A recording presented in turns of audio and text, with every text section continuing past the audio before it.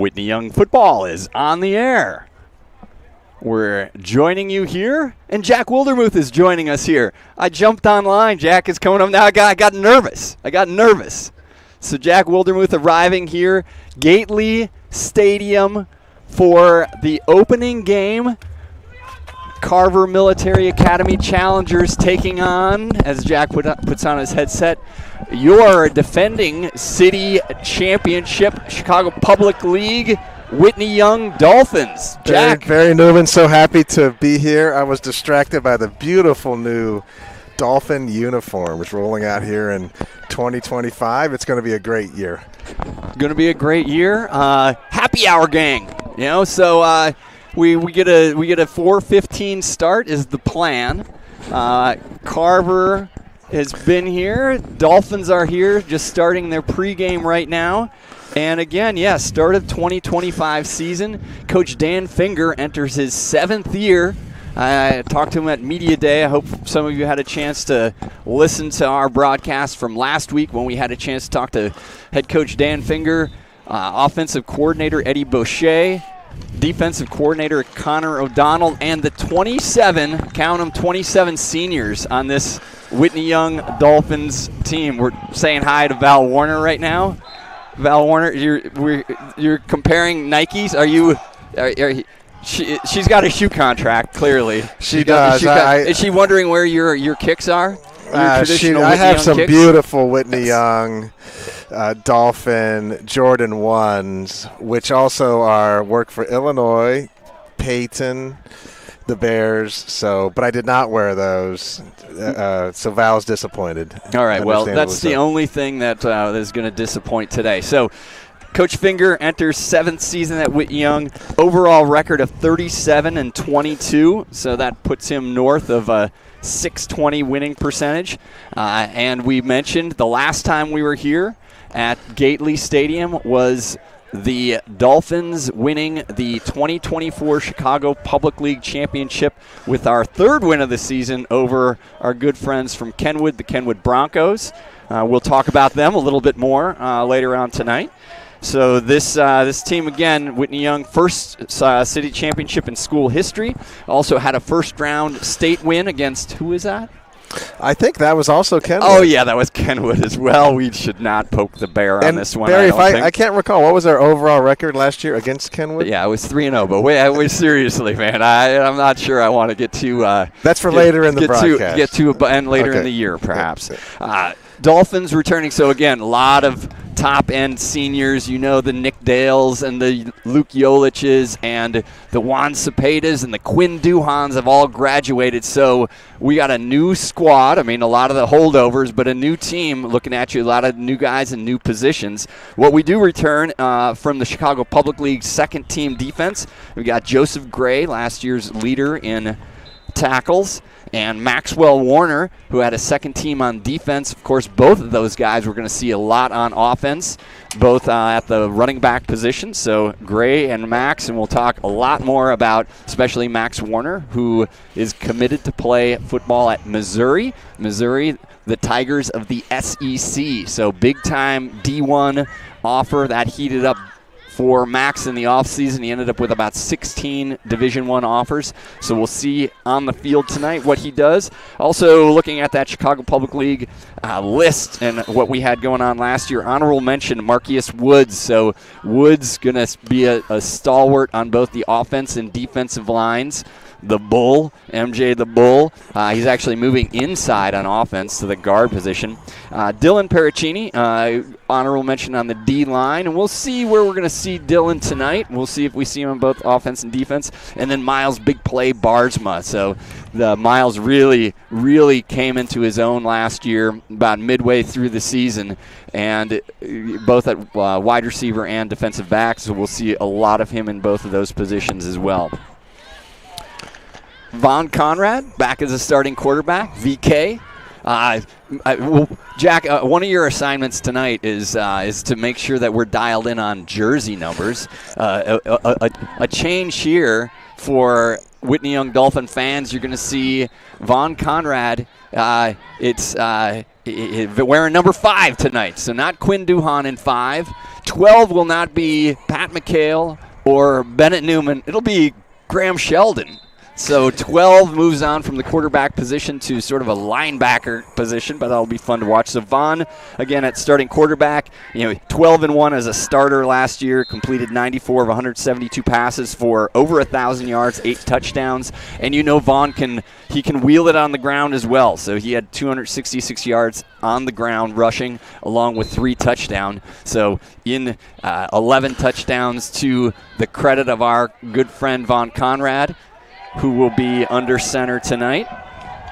Warner, again, we talked about the second leading ball carrier last year. Yolich graduated. Yolich is up at Wisconsin. Maybe tuning in. Maybe at classes, but hopefully some of those guys are tuning into us on the live stream. And Max Warner's rolling out the number 1 this year, and there's some good folks that wore that historically. Josh Wildermuth, I was going to say. Joins the former Dolphin number 12, Bennett Newman, down there at IU this year. We'll mention, we'll get IU is on your bingo cards as one of those permanent things. We'll mention them a few times because there are a couple big-time recruits in the Chicagoland area that are heading down to Indiana. So that kind of gives you the overview. I guess a couple of the people, if we look on the defensive side, again, Gray leading tackler, John Speller. So Speller's also getting a lot of D1 interest. He's going to be coming off the edge. Speller 6th on the team last year with 46 tackles. Again, mentioned MJ Woods. He had 44 tackles last year. Rating Scottmeyer, you're going to see him at the inside linebacker. So I talked to Coach OD and also Coach Finger about how you got a little bit of a linebacker U going on here. If you look back to Sam Wyatt, then you had Alex Dale, who is all-stater at that linebacker position. Joseph Clayton moved into there. Clayton teamed up with Yolich. Then last year, Yolich and Joseph Gray both just piling up triple-digit tackles in there. So Rayton moves into that inside linebacker position next to Joe Gray. Rayton is also on offense, will be in that Quinn Duhan F, that slot receiver position. So we expect to see a lot out of him.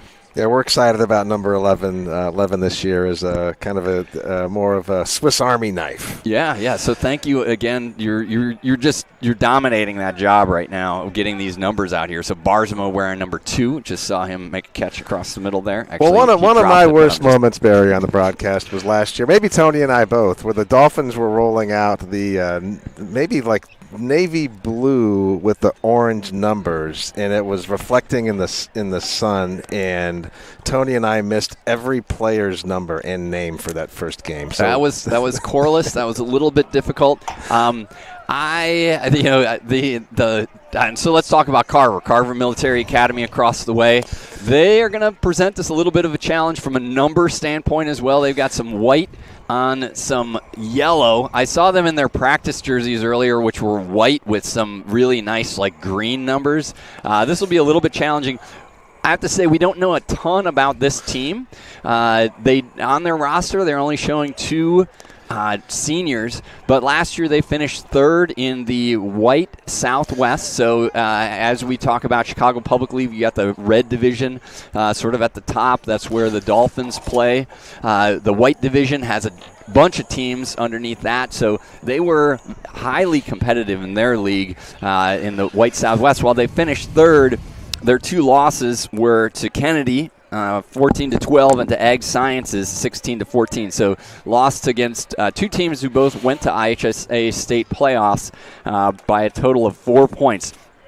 I think the note with Carver that I think is great, and I had a little bit of chance to catch up with him on email this week. Head coach of the Challengers is Frederick Ward. He's starting his 24th year here at Carver. So 24th, he said he started the job back in 1985. So over his time at Carver, he's amassed 92 wins, so just knocking on the door for 100 wins, which is impressive on his own. He's led Carver to 5 IHSA playoff appearances, including 3 of the last 6 seasons. So they were there in 19, in 21, and 22.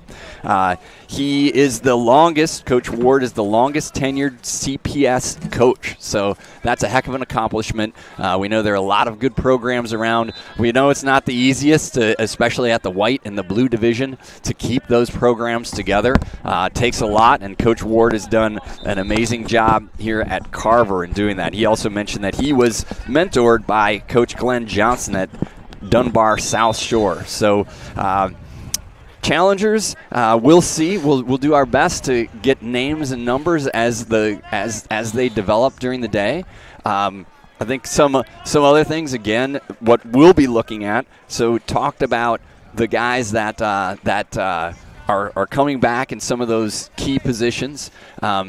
So just if we break it down for a second, and we talked to the coaches last week, offense, you still have a very strong line. So we mentioned both Dale and Cepeda are playing at the next level. So Nick Dale was All-State last year, played nose tackle and center, and I mean I think one of the things that we've seen over the years in the Chicago Public League is that quarterback-center exchange is so critical. I mean, it almost goes without. It's not something that you necessarily think about, but you see at the next level. You see it happen in college. You see it at the pro level. If that snap isn't clean and doesn't get to where it needs to be right off the bat, it throws the chemistry of the entire play. It throws the entire timing of the playoff.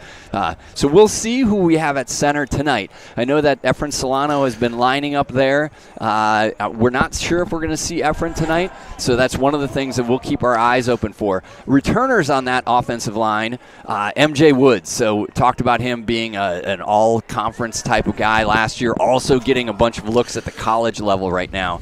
So MJ moves inside. He'll have Big Country. Big Country 55. Yep, so Alex Oshevsky, who started last year, and also Dylan Pericini. I think we debated this a bit, but I think it's still the UN security force. I mean, it still is.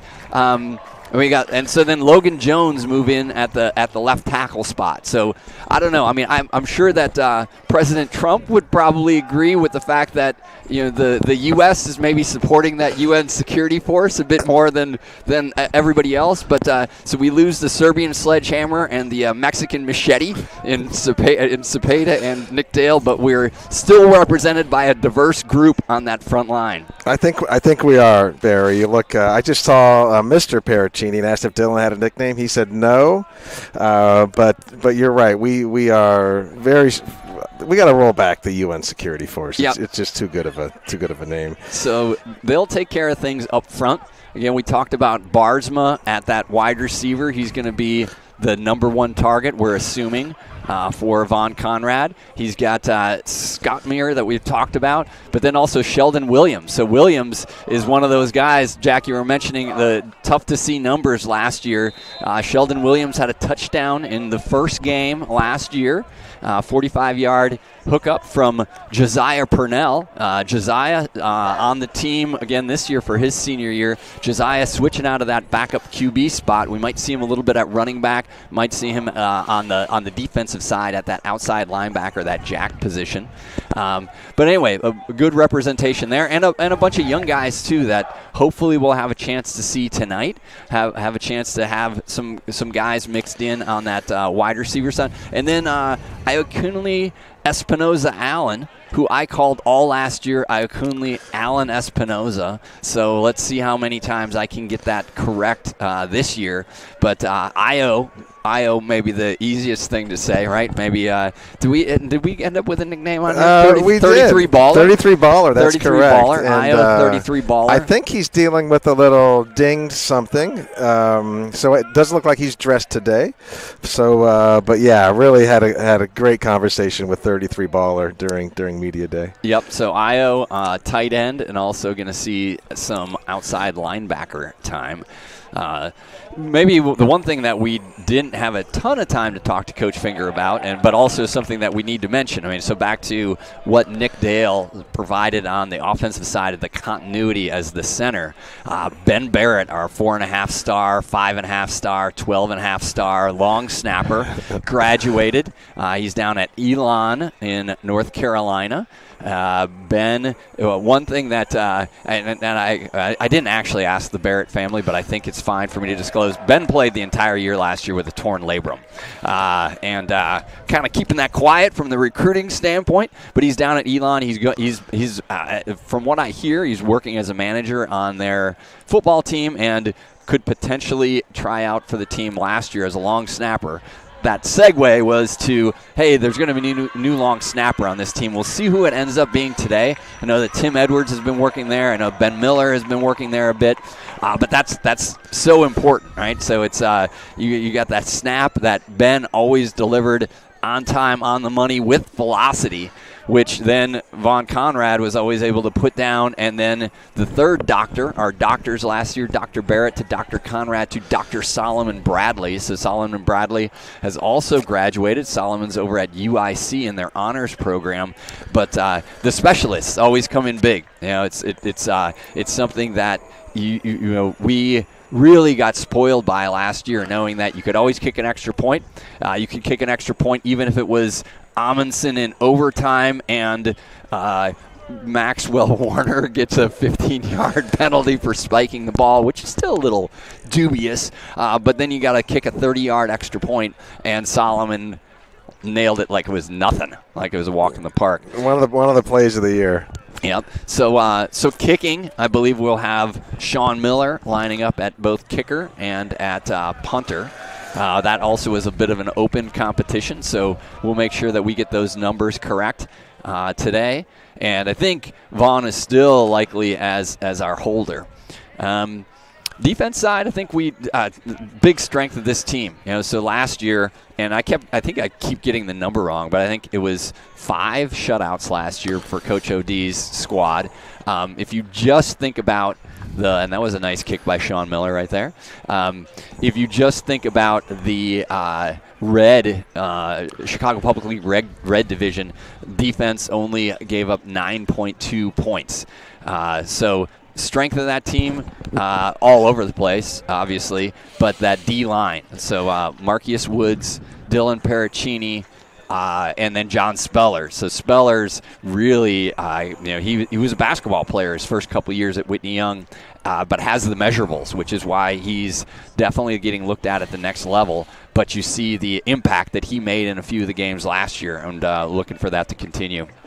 Then the linebackers we talked about. And then maybe one name we haven't mentioned yet, Bennett DeRoss. Bennett DeRoss is going to start at safety. So Williams and DeRoss at safety, which definitely increases the size. Maybe don't have the speed of a Latham and Duhan in the back, but DeRoss and Williams will be holding that down. So we got the captains heading out to the field.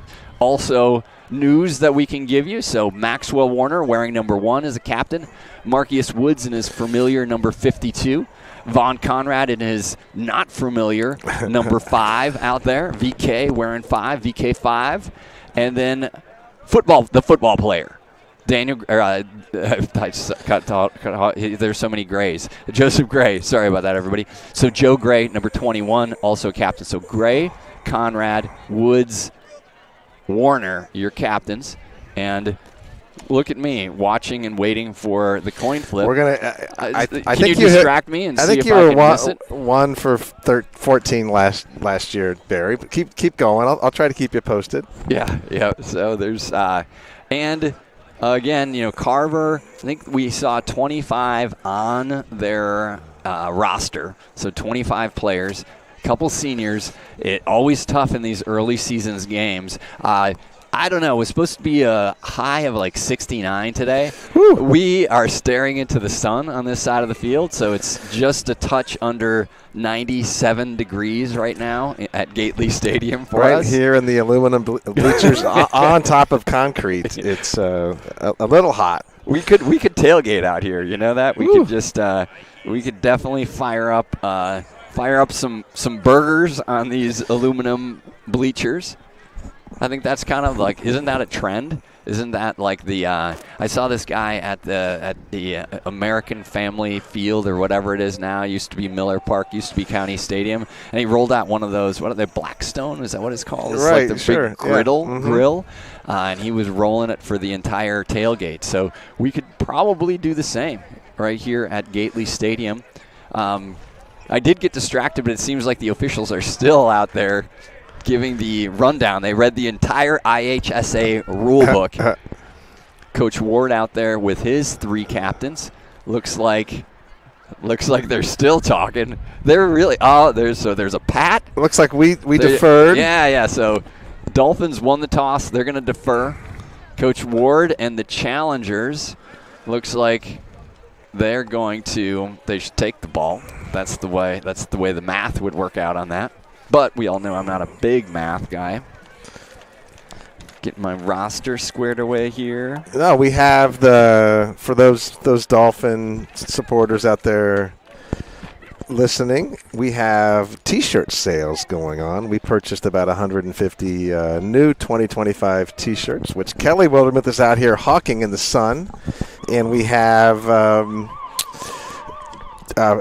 plenty left, like 30 left. Okay, so all right. It's a new design. The T-shirts are great. They're awesome. I mean, they're the kind of things that I'm thinking, like, it's such a good T-shirt. You could Donald Duck that thing around the house, right? Like, Donald Duck, his outfit was so good he didn't need to wear pants. So you could just Donald Duck that thing around the house. Of our fellow broadcasters, who do you think would be most likely to Donald Duck a Whitney Young football T-shirt? Let's see. I'm going to go, as there are only 3 of us to choose from, and there are one's not here. Well, no, but expand your, because okay. I've got somebody in mind on this. Well, no, I'm going to say Tony McHale, although he would do that with a Notre Dame jersey. Yeah, he would. I would imagine. Can you? I think. Well, I mean, maybe the easiest answer is everybody, right? Yeah, that would be course, the easiest answer. Would be everybody. There's such beautiful T-shirts. But I'm thinking Duhan. I'm thinking okay. Mark Duhan. Sure. Yeah. Donald Duck that thing around the Duhan residence. And he's right. He's right there by all the great bars in Chicago, so we could just take it just straight out to the bars. Yep. All right, so I do see Io on the sideline in street clothes. So let's say Io Coonley, Espinosa Allen. I'm going to say that, and again, Io Coonley, Espinosa Allen. I've said it correct 3 times in a row. He's on the sideline. I also see Chase Green in civvies. So Green not going today. Also looks like Big E, Efren Solano in street clothes. So those guys aren't going. We'll need to figure out who is. I'm going to guess that the Dolphins are going to be receiving here. And so let's go down some of these things. So you got Jacob Wildermuth out there on special teams. Sean Miller. Oh, maybe they are. Oh, they're actually kicking. Yeah, sorry, my bad. So Sean Miller out there kicking. Josiah Purnell, number 3 out there. Brian Pantoja, another one of those seniors who plays a lot of special teams, also gets some defensive backfield time. Niven Hinkle has been brought up, a Kenwood transfer. He's a class of 2027, so a junior. Over. He's going to be out there. And we have a freshman out there, Barry, Mason 39. Abdul-Alim. Mason Abdul-Alim getting some action on the opening kickoff. Freshman.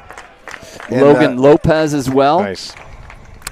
I'm going to try to do what I can to see numbers. Mason Abdul-Alim scored a nice touchdown in the scrimmage against Lane Tech, and he has some Duke DNA in the bloodline there. All right, so back deep to receive, number 3 and number 4. That's Ethan Knight for Carver from White Elementary, and Darius Hamilton Jr. from also Carver High School and Carver Elementary School. I told Coach Ward that we would get in as many of the elementary schools as possible. That's big for this program here. So yeah. Sean Miller has it teed up at the 40. Ladies and gentlemen, we're about to get underway. 2025 Whitney Young Dolphins season. Kick squibs to the 20, and John Speller's there. Oh. And I think Whitney Young is going to recover that. Whitney Young, maybe. Let's see. I'm trying to get the glasses on it. Brian Pantoja maybe? 8? There's still a little scrum going on the ground. Dolphins pointing their way. Referees are over. Dolphins all pointing that way. The dinger says it's our Dolphin ball. And I think that you're right at the bottom of that pile. We'll see. They're still having the conversation. It was Pantoja, the senior, coming up with that. Looks like kind of tough to tell. I think we've got a lot of guys that are both offensive and defensive players, but I think that ball is going to go to the Dolphins.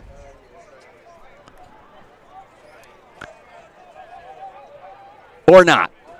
Or not is the answer, I think. And the answer is we don't know. There still hasn't been a signal, but I think it's going to. I think we should get our defense out there. Yeah, our defense is out there, and a lot of the same numbers. But Spellers is there, so Spellers on the D line, Marcus Woods on the D line, Oshevsky, Big Country starts on the D line. All right, so Carver Challengers coming out. Looks like a bunch formation. Looks like they've got their quarterback under center. That's number 2, Vernell Williams. Williams back to pass. Williams trying to throw it deep. The ball is up in the air and intercepted. Intercepted by Duras. A safety. Woo! Tackle just inside the 50-yard line. Good pressure there by MJ the Bull Woods. There's going to be some pressure from this Dolphin defense all year and that defensive line. So right off the bat, we get an INT from Duras. His first game starting at safety. He reminded me that he has played safety before. I tried to make it like it was a big deal position switch. He's like, nah, I'm a safety. We lost two great safeties last year, so glad to see Bennett stepping in like last year. Yep, so good job. Dolphins take over. We're still under 19 seconds left. It's 19 seconds gone in the game so far, and the Dolphins almost got the opening kickoff. Get the chain gang correct here. Yep, they're way off. This way, guys. We'll try to get some names. So again, Von Conrad starting at quarterback. There's a 2-back set there. This is going to be a bit of a challenge looking in the sun here. So I think we've got both Gray and Max Warner in the backfield. So this is something that Eddie Boucher talked about wanting to roll out. We'll see if we can get offensive line. So we do have, I think, Adrian Del Villar. Ben Miller is starting. So Miller, 56, is starting at the right tackle position. You got Pericini inside of him at guard. Oshevsky also out there. MJ Woods, I'm sure, is out there. MJ might trying to figure out who's going to be running at center. I'm glad that they're taking some time and figuring out the chain gang so I can get these things figured out. So, again, Ben Miller, he of the perfect ACT score, is at right tackle. And we think Logan Jones probably is at the left tackle position. Conrad hands off to Warner. Warner picking his way to the 40. He's going to take it to the house. Max Warner, SEC speed. 52 yards on the get-go. Touchdown. First time he touches it. Dolphins on the board. And Mama Val Warner just ran a really good 40 time in the bleachers here. I love it. Love it. So let's check out. Let's try to figure out our operation here, Barry. Okay. Well, Dr. Miller is going to kick the extra point. It does look like Tim Edwards as the long snapper, 44. All right, nicely done, Dr. Edwards. We got an intern running on the field late. That was Caden Curran. We'll work on that, Caden. Edwards, nice snap. Nice kick. Looks good. Sean Miller drills it home, puts it into right field. So just like that, we've had 3 plays so far. We had 4 plays, right? We had a fumble kickoff. Then we had an interception. Then we had a touchdown. We had an extra point. That's a 3.5 plays. I don't think it's going to get much better than that for the 4 plays. Yeah, it's a really nice job. Max Warner, again, that offensive line, he took a jab step to the left and then broke it off right, and no one even got a hand on him. So Max Warner, 52-yard touchdown score. And Whitney Young is up 7-0.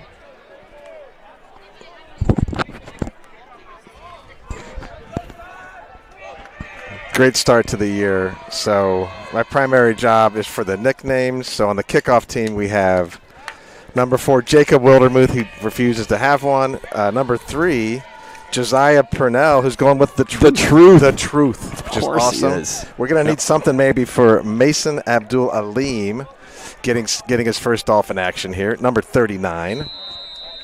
The other side's a little tougher to see, but looks like we have Jonathan Ijimakin.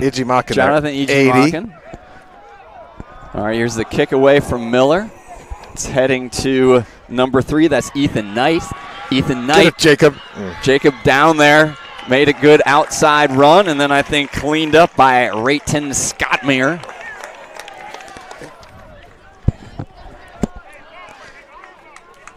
So good job, Wildermuth, running down there on special teams. Carver, on their first play, tried to go deep. It does look like they've got some decent size. Quarterback, again, was Vernell Williams. He's a 6'1 sophomore. Went to Fairfield Elementary School. So we'll see what they look to do here. Carver on their second set of downs. Handoff up the middle. Running into that right-hand side. Jack, you want to do the proverbial pot of Dolphins there? Oshesky in on the tackle. That pot of Dolphins tackle brought to you by Sorelli's. Sorelli's. They're back in the fold. Sorelli's sandwiches. Sorelli's Italian beef sandwiches. Pretty darn good. We got Josiah Purnell at that outside linebacker position, along with Logan Lopez. So Lopez, number 9. Spellers, Agent 0. Marcus Woods. Carver, ball on the ground. I think they recover it. I think that was Logan Lopez, right? Or actually, I think it was Rayton Scottmere, right? Rayton Scottmere. So again, Scottmere, Joseph Gray, your inside linebackers. Looks like they have an extra defensive lineman going. Coach OD talked about a 6'2 type of defense today, which is proven to be quite effective so far. Yep. So you got that. Most of the UN security force, 60% of it, Oshesky, Woods, and Paracchini. There's a run off the left-hand side. Nice cutback. Carver back still on his feet. Going to be short of the first down. Gets it out to the 25-yard line. And that was number 3, Ethan Knight, on the carry. There's a flag down, I think. Or there's, yeah, I think a flag down. We'll see what we got going on here. We're waiting for the white hat. He gives us a signal to the opposite side. Personal foul on the Dolphins, so that will be a first down pickup for Carver. So they said late hit, it sounded like what we heard from up here. I don't know who that would be. Maybe you guys at home have a better idea. You're at least not staring into a blinding sun. My pupils are just like a pinhead right now. No, I was brought an extra jacket, was expecting to be a little cooler, but I did the same thing. I went 3 layers. I mean, I'm going to be sitting up here in my. I'll be Donald Ducking by the end of this. By the end of this game, I think Carver taking a timeout here. Yep, Carver takes their first timeout.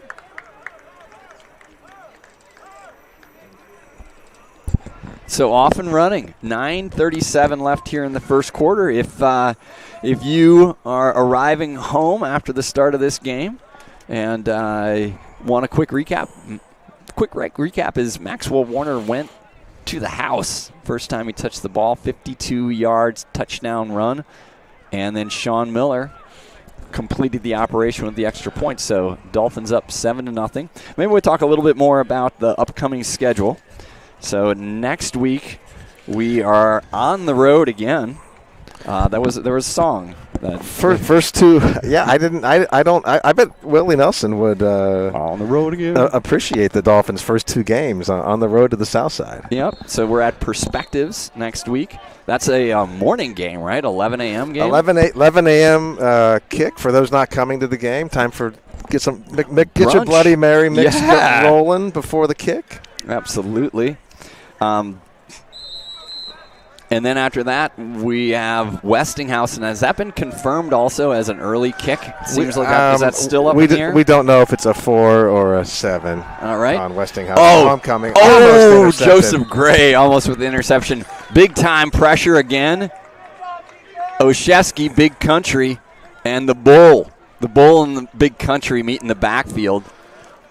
Put the pressure on Vernell Williams, who's trying to get it away on the first down play. Joseph Gray almost picked it off. So Carver, second down at the 39-yard line, their own 39. Play comes in from the sidelines for Williams. Again, Williams is a sophomore. Got some good size, 6'1". Definitely a bunched-up formation. Handoff to number 4. Nice tackle. Tackle made by Logan Lopez. That was Ethan Knight. Actually, I think it was Darius Hamilton. So Darius Hamilton trying to get to the edge. And Logan Lopez from his linebacker position did a nice job. Solo tackle on that one. Yeah, definitely. You talked earlier. The Dolphins going with a one-high safety look. So just DuRoss at the safety position and rolling in more guys in the box. So right now you got 9 guys in the box. Handoff up the middle, nothing going. So Josiah Purnell, and then cleaned up by Paracchini. So Purnell walking up from that linebacker position did a nice job. Again, penetration from the middle of that line. Yeah, Coach A.D. rolling against the traditional Dolphin 3-4 with an extra D lineman in there, and both outside linebackers walked so up. Scott Meir and Gray moving up to the line of scrimmage. DuRoss playing that deep safety. You got Maxwell Warner and Bardsma, big play Bardsma, as your corners on the outside, but their eyes are pretty much in the backfield because nobody split wide for Carver. They're taking a little bit of time getting organized here. Oh, is that 4th down? Is that correct? I feel like that was 3rd down. But I'm not. I guess I'm wrong. They're lined up. I think the chains are wrong. I think they're going to punt it here, but I'm not really sure they should be punting it here. DuRoss, I don't even think knows that the ball is going to be punted to him. So DuRoss is going to go back. He's going to field it at the 20. Let's go. Gets outside. Go, Bennett. Across the 30. And then wrestled out of bounds by number 50, Jonathan House. And so that's exactly what I swear that was the chain gang had it up as a 4th down, and it was not a 4th down. I don't think anybody on the Dolphins sideline realized that. I know that Bennett DuRoss didn't. He was back there in a deep safety position. Looks like we had a roughing the kicker or running into the kicker, unfortunately. So maybe Carver had a little trick up their sleeve there. Maybe that was it. So I don't know. We're not going to watch the chain gang. We're not going to look at the down there. We're going to try to do a better job of counting up. I can't write down plays. Our good friend Tony McHale can always do that. But there was no way that was 4th down, which is why the Dolphin defense wasn't ready for a 4th down play. Now the chain gang gets down. They still have it up as 4th down. Now they're going to say 1st down. So 1st down at the 44-yard line. Handoff outside. Number 3 picking some holes. He's got the edge. Got the edge before he's knocked out of bounds by DuRoss. So that was Hamilton. So let me try to do the Hamilton is 4. Knight is 3. Vernell Williams is 2, the quarterback. So Carver putting together a drive here. Rolling into 7 minutes left here in the first quarter. Again, 7-0 Dolphins over the Challengers, but Carver has put together a bit of a drive, helped by 2 penalties, two unsportsmanlike conduct penalties, a late hit and then a roughing the kicker. Those guys, Dolphins might be doing a few extra up-downs or maybe running some sprints. That was a nice inside handoff. That's Hamilton again. So a little misdirection there, which is kind of cool. Vernell Williams, the quarterback, looked like everything was heading to the right side with Knight, but he made a nice little inside handoff to Hamilton, but cleaned up quickly by the backside of that Dolphin defense. They didn't bite. Yeah, Dolphins subbing in on defense. Yep. Jacob Wildermuth, number 4, in at the linebacker, and Adrian Delviar, 54 in, and MJ the Bull Woods just came in for Big Country. Okay, so yeah, I saw Big Country and Paracchini were out, but Paracchini's rotated back in. Now I think Carver's taking their second timeout. Yep, so Carver takes their second timeout. Wanted to make sure they got the play right. Do we have 77 Logan Jones in on defense? Or is that Paracchini? You know what? I think that you're right. Yep. Logan Jones definitely was in. I think maybe I was seeing that as I did see Paracchini come out. That's something, again, with some depth that they have on that defensive line.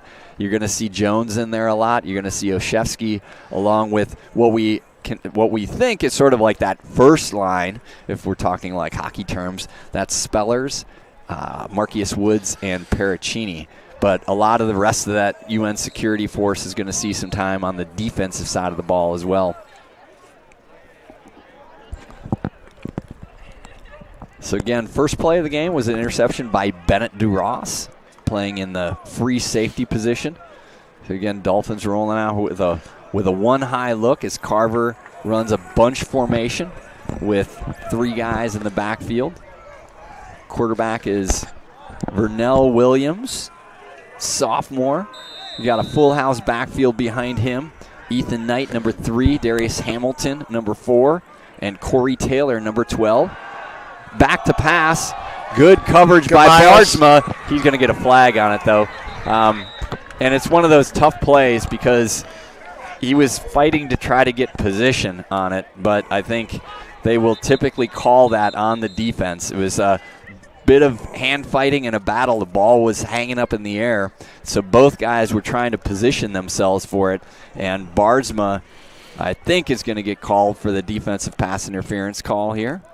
That's what we get from the White Hats. So yeah, highly lofted ball. I don't know if Miles saw it at first, so that was a tough one. I think we had some offsetting penalties, though. So Carver had an ineligible man downfield, so those will offset, and we will go back to second down. 5:49 left here in the first quarter. Good, so no penalty on big play Barsma. And Miles had good coverage. It was just one of those situations that the receiver actually did a nice job of walling him off. You know, it was almost like a football blockout drill. So Coach Ward, are they going to take another timeout? We have a uniform, maybe with something with number 9. So 9 is Logan Lopez. He checks out. Wildermuth checks back in. Carver on the sideline. Coach Ward is saying, get back on the field. Here we go. But you tend to see, we haven't had a cramping issue. I was going to say, what's the over-under on the number of guys that'll be down? It's a little, but like we said, it was supposed to be we get a little bit of breeze here. Maybe it's a little better down on the field. There's the handoff, and immediately hammered in the backfield. MJ the Bull Woods. MJ. So MJ, you see that? I was gonna say knifed in, but the dude doesn't knife. No, he sort of steamrolls in. Steamrolls in, And I think for a couple of our D linemen, D1 schools were wanting to get some tape on them, so that's good to see for 52. Yeah, definitely something we talked to Coach Finger about. And MJ, we've seen, again, MJ was a kid who walked in, and we talked to him on media day, starting left tackle when he was a 13-year-old. He got off the L or the bus or wherever he got to school, and they said, yeah, you're the starting left tackle. We're going against Hope. We're going to go against the 1A, 1A, not champions, but big defenders. That ball was fumbled at the snap, I think, unless it was by design. A whole bunch of stuff going on over there. Hard to tell what happened. Ultimately, I think Knight had the ball and picked up a couple. Picked up maybe 3. But anyway, MJ Woods, in our minds, just because he's played so much offensive line, but Coach Finger said definitely at the college level, schools are looking at him both sides of the ball, but maybe even more as a defensive player. Talked a lot about him playing that I think a 3 technique. It's something that Nick Dale did last year very effectively, and they said MJ is going to play it as effectively, but he's going to play it meaner. Love it. All right, so I guess 4th down. Ball bounces back, and I think he's going to come over to the Dolphins either way. I think Scottmeyer might have come up with a fumble on the bottom of that. Not a clean exchange. So Brayton Scottmeyer, we'll give him credit for the fumble recovery. And then the offense comes on the field. Just looking at the line again, 77 Logan Jones, 56 Ben Miller, 36 Ben Miller, also 56. Yep, 36 on the ACT, 56 on his uniform number. Big Country 55. So Dolphin offense has only touched the ball once. It was a touchdown. Scottmeyer in the slot. Handoff to Maxwell Warner. Does a nice job over on the right-hand side. Looks like we've got a flag on the play, though. So flag, we'll get the call to the referee. Give me a chance to also make sure I've got all of my jersey numbers correct. So 2 Miles Barsma. Looks like DuRoss is also out there as, I bet DuRoss is playing tight end. So with Io, 33 baller, Aya Coonley, Espinoza Allen. That's 4 in a row. Yeah, out tonight. DuRoss getting a little more time on the offensive side of the ball. So Bardsma, Scottmeyer heading to the top of your screen. Sheldon Williams and DuRoss to the bottom. Conrad in the backfield. There's Scottmeyer in motion. He's got Warner. Conrad, first pass, complete the big play, Bardsma. Bardsma fighting for a couple extra yards, swarmed under by the Challengers over on the far sideline. It's good to see that connection is back early. So many clutch plays with those two down the stretch last year. So both of those guys, seniors, worked a lot together in the offseason. Bardsma got some opportunities with Boom football, one of the big-time 7-on-7 programs here in the city. And Yvonne Conrad worked out a lot. Definitely talked to the coaches. They said he's rocking the schmediums around the facility. Put on about 15 to 20 pounds of muscle in the offseason. So happy to show it. Conrad waiting for the snap. Handoff to Warner. Warner.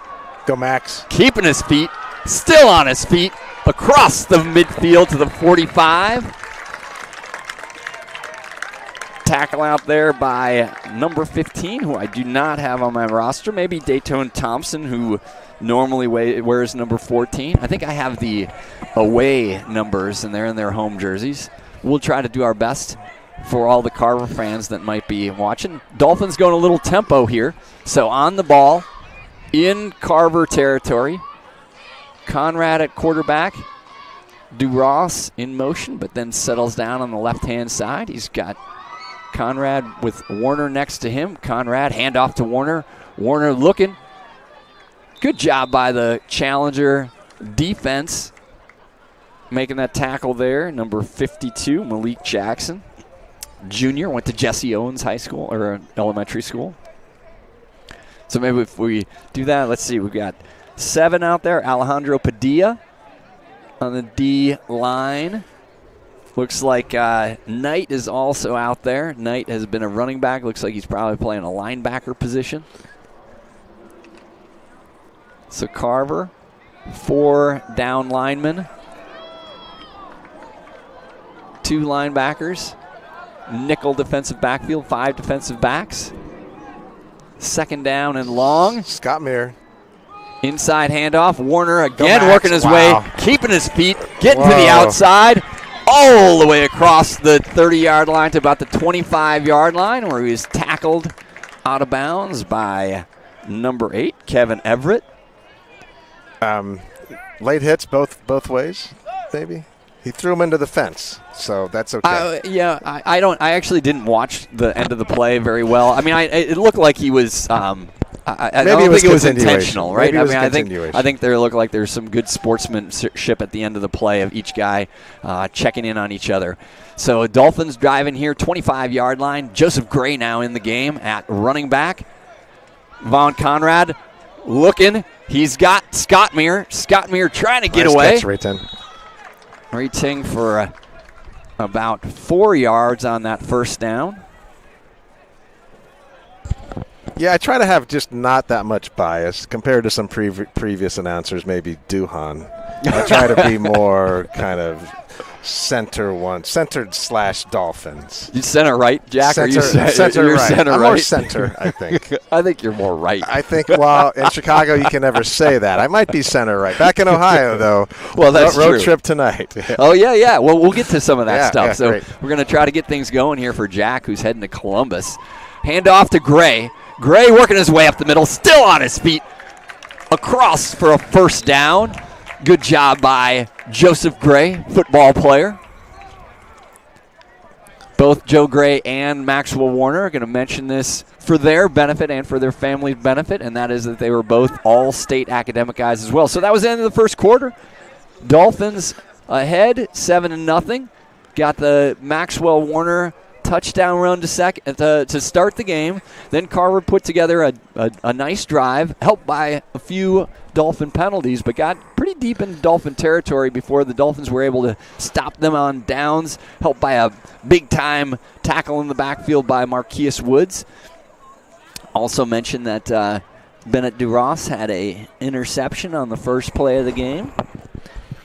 Well, the one thing I missed because I was late, Barry, was the weather report. Oh, my goodness. What is I don't think we have a dew point in play tonight. And a tribute to Paul Conrad. It's 69 degrees. I don't believe. It feels like it's 100 degrees. I mean, it's 69 degrees, but somewhere. It's just not here. It is. It's just not here where we're sitting. And we have winds from the northeast, 7 miles an hour. Sorry, east-northeast, 7 miles an hour. UV index is 2. Visibility, 19 miles. Sunset, 7:29 p.m. And then, importantly, the dew point is 62 degrees. 62 degrees. So we're probably not going to see any dew, at least during the game. I think I looked at it, and we're supposed to hover around the 69/89 degrees. That's what it is here. We hope everybody's having a good time. We're having a good time. Again, first game of the year for the defending Chicago Public League Red champion, Whitney Young Dolphins. Then what's the temperature differential from the last time we were together and we were at the St. Ignatius game for the Prep Bowl? That was negative 69. It was. That game. It was. The windshield, it was freezing. I mean, there was no dew. Any dew was frozen solid. All right, so let's get back to action here. Second quarter. VK5, Von Conrad in the backfield. Maxwell Warner checks back in. DuRoss in motion tight. Low snap, but Conrad did a nice job picking up. Maxwell Warner skating into the end zone for his second touchdown of the night. So nice job. Von took that snap off the ground and sort of put it to Maxwell Warner. Warner takes it in for the touchdown. So that was from about the 15-yard line. Kind of lost track of that, but save 15-yard touchdown. Second touchdown run tonight for Maxwell Warner. Max probably, we're not keeping stats here, but with a couple other big runs, probably over 80 yards already. No, it's nice to see him back. I always got a little upset when they threw him into the fence, but I think Max is back and looks good. All right, so Tim Edwards, Dr. Edwards, going to deliver to Dr. Conrad with Dr. Miller. High snap, Miller. Ooh. I think it was still good. Referees are looking at each other. I still haven't seen a signal. There it is. Hey. All right, so line Sean shot. Miller sneaks it through. Sean Miller, who played at high-level baseball, competitive baseball. That was a line shot off the foot of Miller. Through the uprights here at Gately. We thought it was through. There was a lot of referees sort of looking at each other trying to figure out if they were in agreement on that. So 15-yard Max Warner touchdown run, and the PAT from Dr. Sean Miller puts the Dolphins up 14-0. So kickoff team back out there again. Agent Zero, John Speller's out there. Miller going to kick off. Josiah Purnell. We get to see this side now. Devander Shoemaker. Okay, so good. Devander out there, a senior, gets a lot of special teams action and is probably going to see some defensive backfield action as well. See E.G. Mockin out there as well.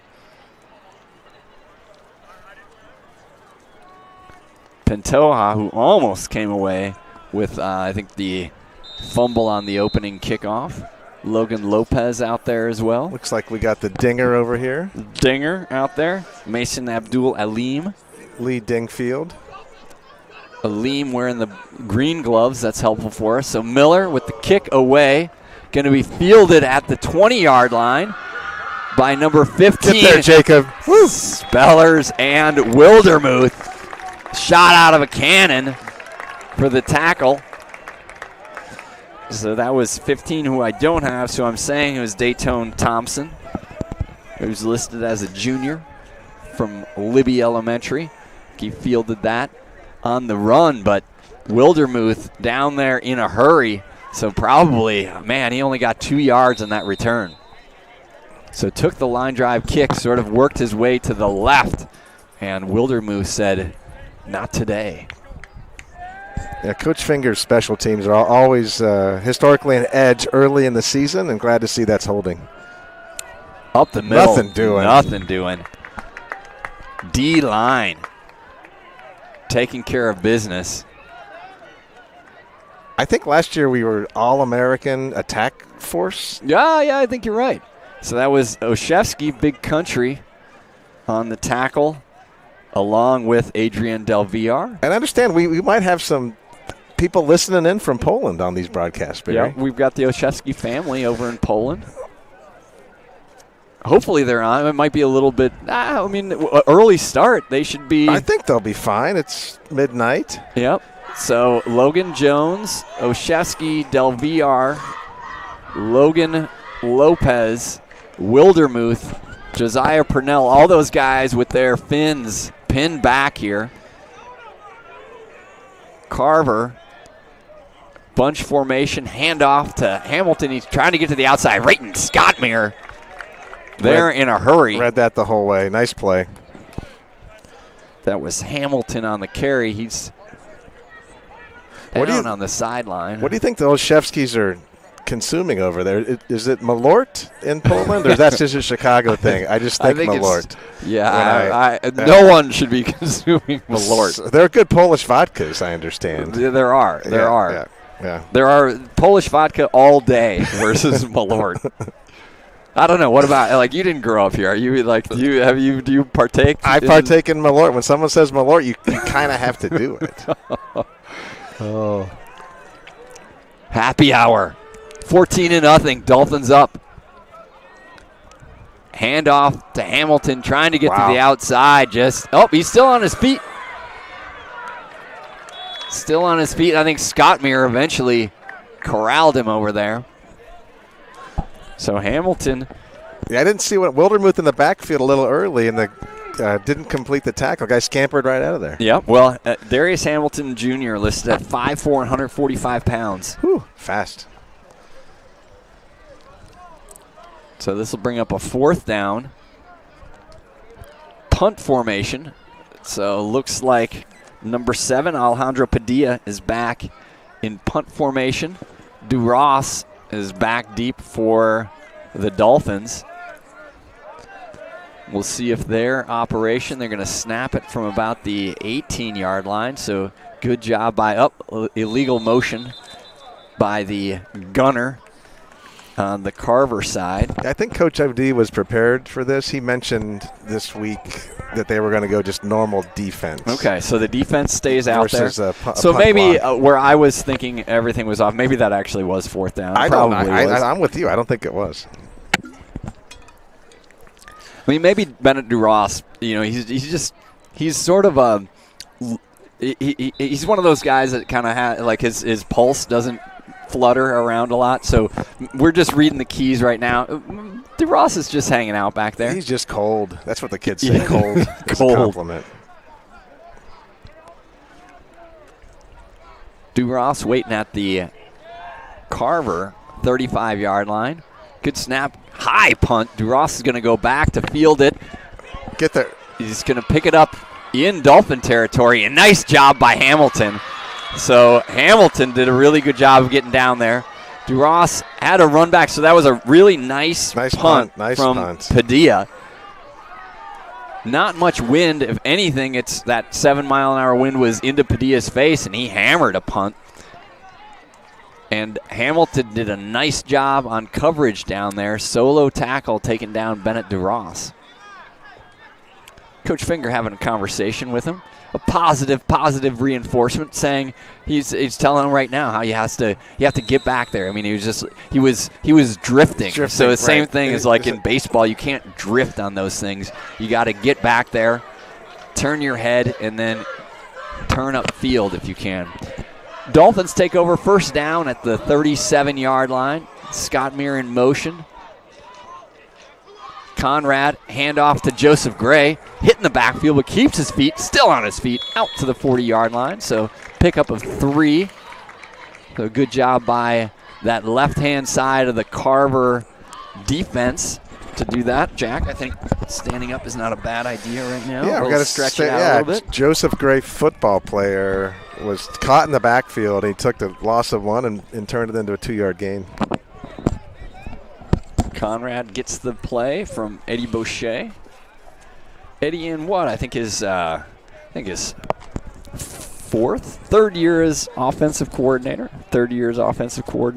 Coach OD is 2nd year as defensive coordinator. Conrad with Gray behind him. Josiah Purnell in at the tight end position. Handoff to Gray. Gray going north and south. Gray still on his feet across the 40 all the way out to the 35-yard line. Joseph Gray can go north and south. Run behind that UN security force and pick up yards. Good job. And Calvin Taylor maybe out on the tackle there. Dolphins back out, running. While they did get a play from the sidelines, they're keeping things moving here. Another handoff to Joseph Gray. Good job in the middle of that Carver line. That was number 55, who I don't have on my thing. I'm going to say that's Colin Tomlin. He's listed as number 54, 6 foot, 221 pounds. That would seem like a guy like that. Maybe I'll go Seth Luna. Seth Luna, linebacker. One of those guys. So good job by the Carver defense, but Gray picks up 8 yards on it. Ball all the way across the 30-yard line to the 28. Bardsma to the top. 3 receivers. Closest stuff, Scott Meir, Purnell, and Sheldon Williams. Conrad with the keeper, but he is sandwiched. Sandwiched by a bunch of challengers.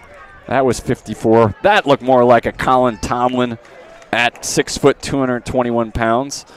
A D tackle. Went to Pullman Elementary. There's a Carver player that is down right now. So Conrad trying to get it going on his own.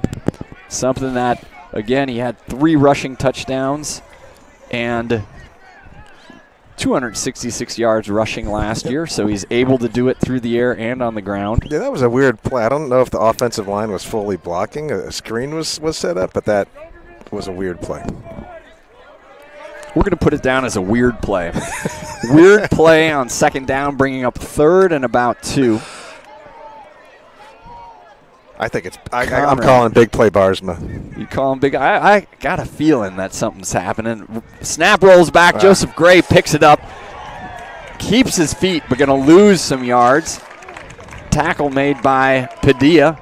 Alejandro Padilla.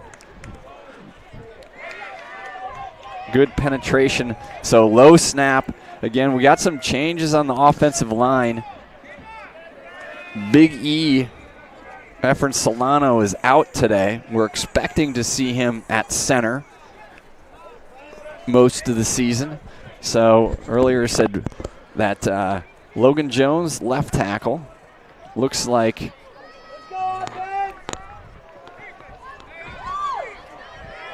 trying to get who our center is. Might be, well, we'll get that later. It's 4th down. Some movement up front, but no flags come out. High snap. Conrad with some time. Conrad looking deep. Sheldon Williams. Touchdown! Woo! Nice job by Williams. Uh-oh. And he slips into the fence. Hopefully he's okay. Yeah. He's trying to do a Lambeau leap right there. Sheldon Williams likes it at Gately. Likes first games at Gately. Hauled in a 45-yarder last year. Hauls in another touchdown here, getting up a little bit gimpy after he got into the fence. But Sheldon did a nice job. Conrad put it out there. Put it out for, I mean, again, you got Sheldon Williams at 6'3", 170, the senior wide receiver. Conrad put it up there in a spot that Sheldon Williams could get it, and he did. Dolphins up 20-0. Kick is up. Much prettier that time from Dr. Sean Miller. Kicks it through. Miller 3 for 3 on extra points. Yeah, and great body positioning, focus by Sheldon on the touchdown. Looks like he took a little spill on the cement. Hopefully he's okay. Yeah, not a whole lot of room in the corners here at Gately. We'll talk a little bit at halftime. That was an end zone that had a key play last night in the Kenwood St. Francis game. So we'll get to that. How about that for a teaser? I like it, Barry. Teaser on that one. I just understand that Kenwood lost another close game. Wow, man! I was like, yeah. But down. So as long as you, come on, man, that was a teaser. Like, sorry, I after last year's Kenwood action, I couldn't help but that's fair. That's fair enough. I mean, we can say that they lost. I mean, if anybody reads the Sun Times, they knew that already. So Miller tees it up at the 40. Carver. They had Knight and Hamilton back earlier. I think those are the two guys back. Yep, so Hamilton is on the far side. Darius Hamilton and Ethan Knight, number 3, is closest to us. Miller kicks it away. It's going to go out of bounds. Almost took out a couple Carver cheerleaders over there. Sean Miller. So kick goes out of bounds. Carver going to get the ball here. Let me make sure I write that down. It was after the punt. So Carver has had 3 possessions. They had interception on their first possession. Second possession, they got it into Dolphin territory with the help of a few penalties on the Dolphins, but had turned it over on downs and then punted it away. Nice punt. But then Dolphins put together a good drive, capped off by touchdown pass from Conrad to Williams. With the Dolphins up 21-0 here, 4 minutes left, 4:10 left in the first quarter. Looks like the Dolphins are going to kick this again. To a re-kick, given the Dolphins' kickoff coverage, I kind of like that call. Yep. All right. So yeah, you mentioned I got eyes. I got eyes on the dinger. Lee Dingfield had a nice conversation with him at Media Day. Agent Zero out there. Jonathan Ijimakin. And Niven Hinkle. We said, again, Kenwood transfer. Miller puts that one down the middle. Get there. It's checked up at the 30, Woo! Picked up, and met immediately by Brian Pantoja. Pantoja making plays on the kickoff team. He's done that. He's done that for 4 years. I was talking to Brian as well. So some of these, not many of these guys as seniors, and this is sort of a testament to the program as it's grown, as it's grown in size and in stature, I guess I'd say. Not a ton of these guys that are seniors saw a lot of action when they were freshmen. I mean, Joseph Gray did. Maxwell Warner on the defensive side of the ball saw some action. But Brian Pantoja has been a guy playing special teams here for 4 years and also got some defensive reps that year. So good again to see all that experience. Williams, the quarterback. Williams back to pass. Williams has time, has a receiver wide open. Whew. And Kevin Everett just couldn't reel it in. Yeah, kind of in the seam there between Ross and Barsma. So we'll work this out. Yeah, I mean, it was good. We've been seeing a lot of these eyes from the Dolphin defenders are going into the backfield, given there have been a lot of runs. But that was a nice pass from Williams. He stayed in there, kind of navigated, and he's coming from under center. And he's not taking a very quick drop. So he is right there sort of for the taking. But he did a nice job of staying alive in the pocket and then getting that pass out to who we think was Kevin Everett. Everett it was there. Everett had to run underneath it. Tough catch to make. And it goes for naught. With the ball on the 32-yard line. All right, we got the PA announcer who turned up. Williams gives it off. That's Hamilton and Met. Paracchini. But then 44. let's Tim Edwards. get a new one. Tim Edwards. So we talked about him as a long snapper, but Edwards also in on defense. Looks like maybe the Dolphins going to take a timeout here. Didn't see the signal, but I think that's what I'm going to say, because I'm fairly certain that Carver is out of timeouts. Let's see what the scoreboard says. Do they have? I don't think they have timeouts on the scoreboard. Anyway. No, it's turned into a pretty hot day here, and no cramping. I thought about after last year, Barry, the pickle juice. Didn't get any, thinking it was going to be about 50 degrees. Instead, it's 100. But maybe the players don't know that they're supposed to cramp, and they're not. Could be. We don't have nice. BG3, Barry Gordon 3. Shout out BG3, all-conference tight end and outside linebacker. But we could always count on BG3 to get going down for one. And that was Joseph Clayton before that. He's maybe the godfather of the cramping. Of the cramping. Yeah. I have seen pickle juice in the stores, though. So Williams under center. Williams back to pass, has a little time, wings it out again. There's Max Warner with the interception. So now Max at the 50. He's got blockers to Ross in front of him. Max just going down the sideline, out of bounds at the 25-yard line. So 2 touchdowns and an interception for the soon-to-be Missouri Tiger, Maxwell Warner.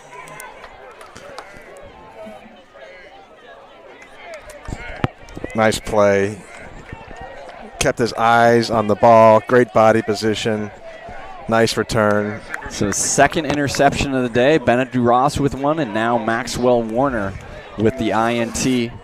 Conrad rolls back out on the field. 3:26 left here in the first half. Ball down on the 25-yard line for Whitney Young. Carver 25.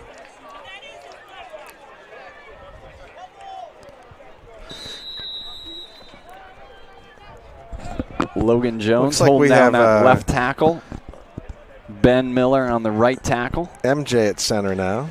I think that he's been there all day. I just haven't been able to spend enough time to look at that. So Warner in the backfield. Snap rolls back. Conrad just jumps on top of it. Tackled immediately by Padilla. So MJ is going to be happy when Efren Solano is back and he can say, can I move over to the guard position? Big Evil is his nickname. Some of the players thought that he might not be evil enough. So just Big E. So Big E. We'll see when he's back today, next week. But hopefully back next week. So brings up second down and long. Scott Meir in motion. Conrad looking to Scott Meir. Scott Meir open, but just a little bit wide. Conrad threw that with some velo out there. Scott Meir, who saw a lot of action last year in various roles, had a few receptions and then moves into that F position, the Quinn Duhan position. We know how many different ways the Dolphins and Coach Boucher and Coach Finger were able to get the ball in Duhan's hands. They think a little bit of the same for Raytang. Maybe not the speed of Duhan, which nobody has the speed of Duhan. Conrad back to pass over to Warner. Nice job. Hey, so that was really, really well done. I think that was supposed to take a little longer to develop, but Conrad, as the senior quarterback who's seen a lot of this stuff already, knew that he needed to get that out in a hurry. So again, with some velo, Maxwell Warner corralled it. Last year, Max had 10 receptions for 184 yards. So he's got one today with a big pickup. So that was a third down pickup, so it brings up fourth down. And again, the difference this year, maybe as we continue to develop confidence in Sean Miller, maybe we see him out there on fourth down for a 37-yarder, but Dolphins going to go for it here. 2-0. Brayton Scott Meir getting a little bit fired up there. Probably was running like a nice little post pattern he thought would be a touchdown. But it's going to back up another 5 yards. A couple guys jump. Maybe doesn't make that big of a difference. So fourth down, 2:40 left here in the first half. Dolphins on top, 21-0. Bardsma to the top as the lone wide receiver. Warner in the backfield with Conrad. Scott Meir, Williams, who has a touchdown catch closest to us. There's Scott Meir in motion. Waiting for the snap. Nice snap. Some time. Again, good rush by Carver. It was. So Conrad was trying to back shoulder Bennett DeRoss there, but had to get it out in a hurry. So main goal accomplished there. He didn't get hit, didn't take a sack, but wasn't able to connect. So the ball goes back to Carver. So that will be the first unsuccessful drive for Whitney Young. They've had the 52-yard Max Warner touchdown run. Call it 15-yard touchdown run from Max Warner. The touchdown pass from Conrad to Williams. But now over on downs. I think where Coach OD has it back to our more familiar 3-4 defense. Oh, inside. There was inside the running back got hip checked by his right tackle. So and there to clean it up was Josiah, the truth. The truth. Purnell. The truth delivering it. Josiah, that's the easiest TFL you're going to get all year. So Knight got hip checked by his tackle. And Josiah Purnell in that position. So you got Purnell, Spellers, Paracchini, Big Country Oshesky, Wildermuth, and Logan Lopez. Again, Fins pinned back, looking for inside handoff, getting to the outside. Nice tackle, Maxwell Warner. Warner and Gray. Warner laid a shoulder in on Ethan Knight, but good pickup by Knight. Nice to see our two running backs can also hit. That they can. Yeah, this is a little bit different kind of game. I mean, usually we're calling out Joseph Gray's name all the time. I mean, he's been in on the action, but a lot of what's getting taken care of is getting taken care of by that attack force on the front line. It'll be 3rd and 3. Gray playing middle linebacker position. Inside handoff. Ball was bouncing around. I think Carver was able to get back to it and actually pick up a yard or two. But yeah, there's a lot of, and this is something I'm sure this Carver team, as the season rolls on, and again, they play very competitively in that white Southwest division. You can see where, there's a lot of activity in the backfield, some fake handoffs, some other things going on. So maybe Carver did have it. Well, timeout is taken, let's see, by Whitney Young. So Whitney Young takes timeout, stops the clock here with 46 seconds left in the first half.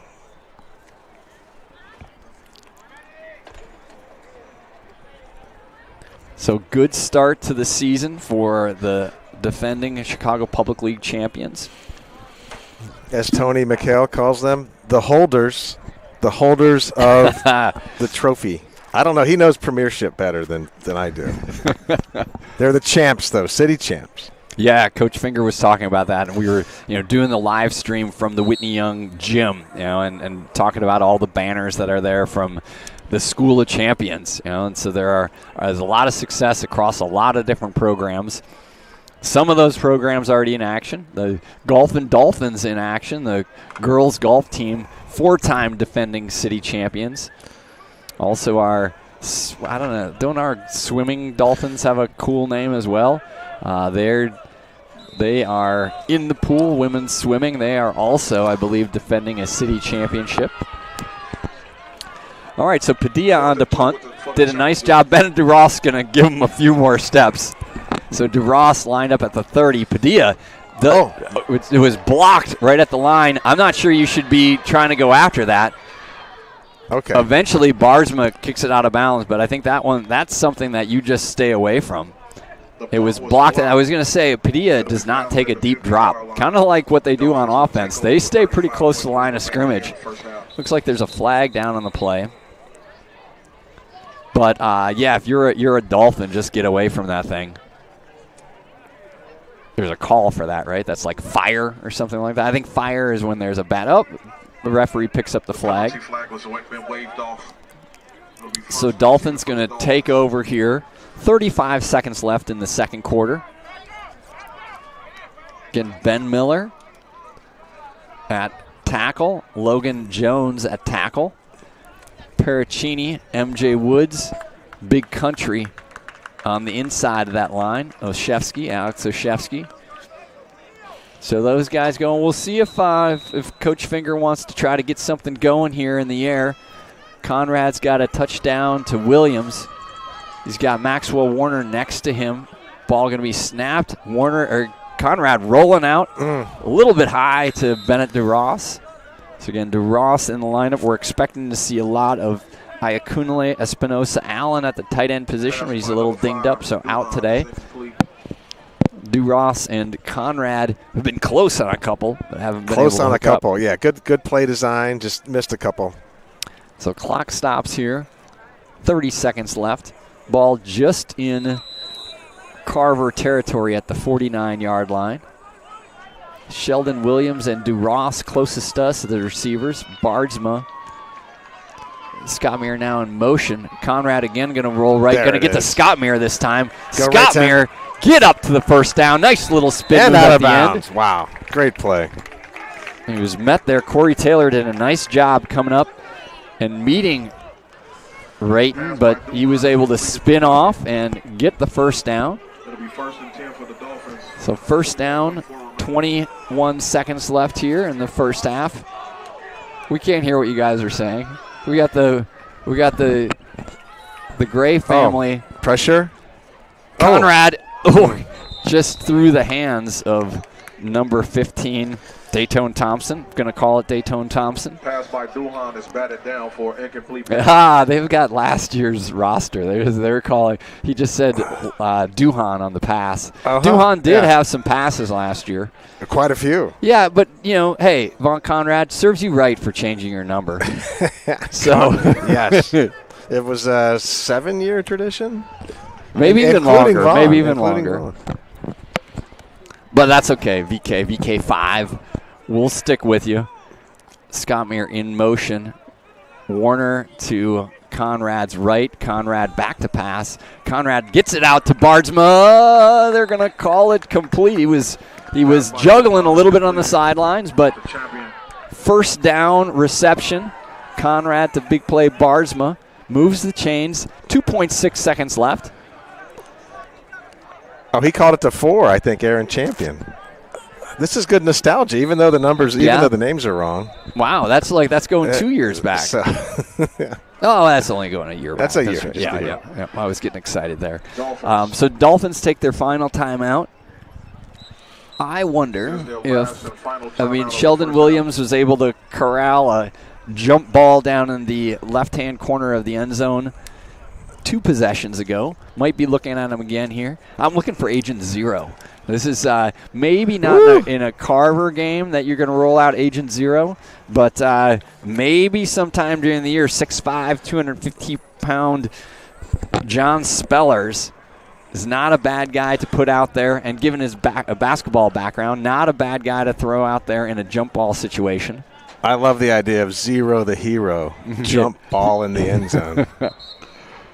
Let's save that call. Let's hope we're able to make it at some point. Bardsma going to go to the top with Scottmere.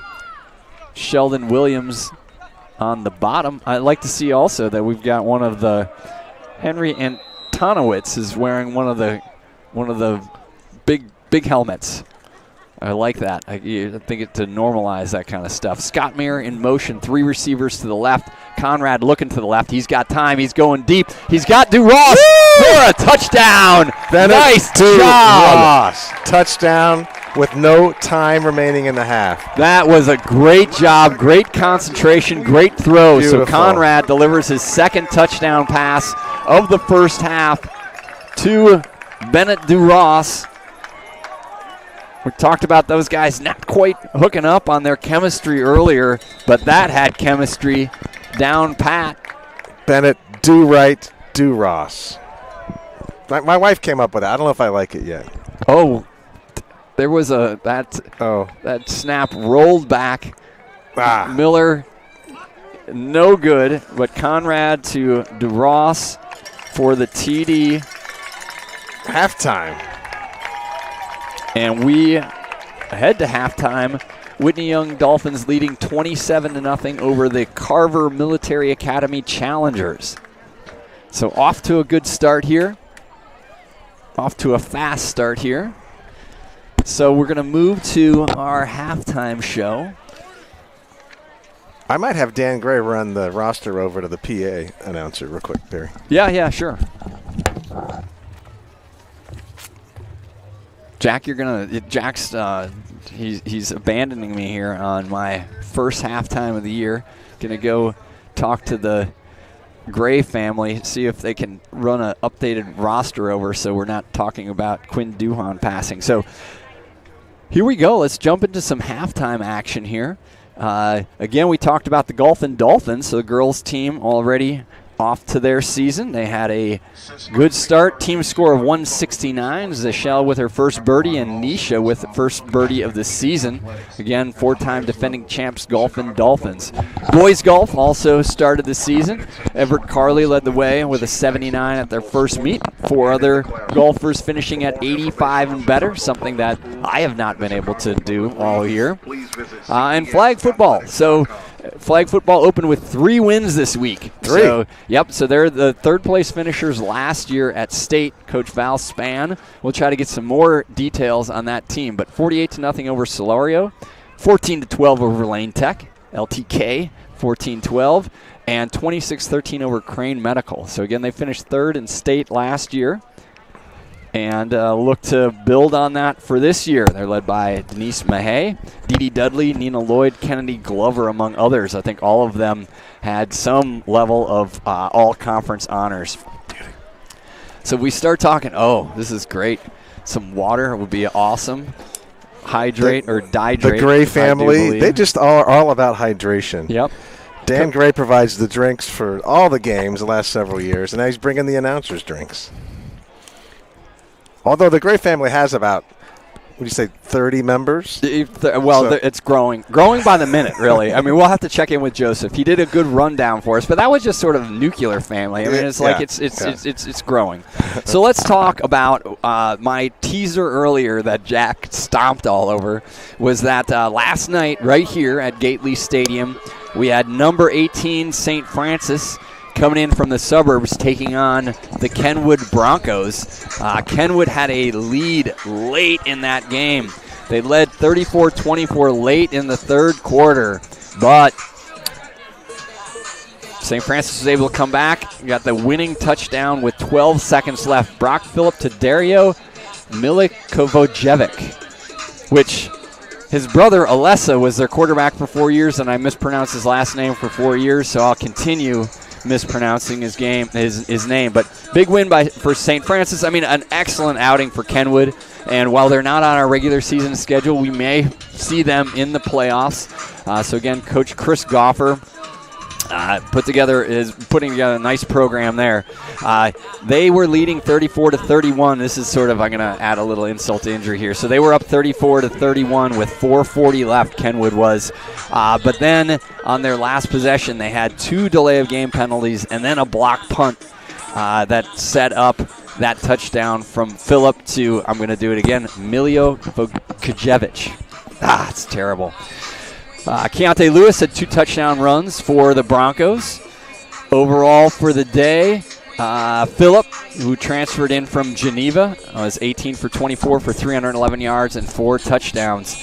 Kenwood, talk about the defense, though. Kenwood defense held St. Francis to negative 30 yards rushing and had 6 sacks. So I think Kenwood, again, is a team that was the city champions 2 years ago, beat the Whitney Young Dolphins. Last year, in a close game, dropped the city championship to the Dolphins, but they're a good program, and we may see them in the playoffs. No, I don't want to bash on Kenwood too much. It's a fantastic program. I'm so happy I never thought that we maybe would beat them. So it's fun to be. We were certainly rooting for them last night. Yeah. Kind of sticking, I'm going to go beyond Chicago here, but then start talking about Illinois football. There was a big game. East St. Louis took on Bremen Catholic out in New Jersey. So East St. Louis ranked number 25 in the country.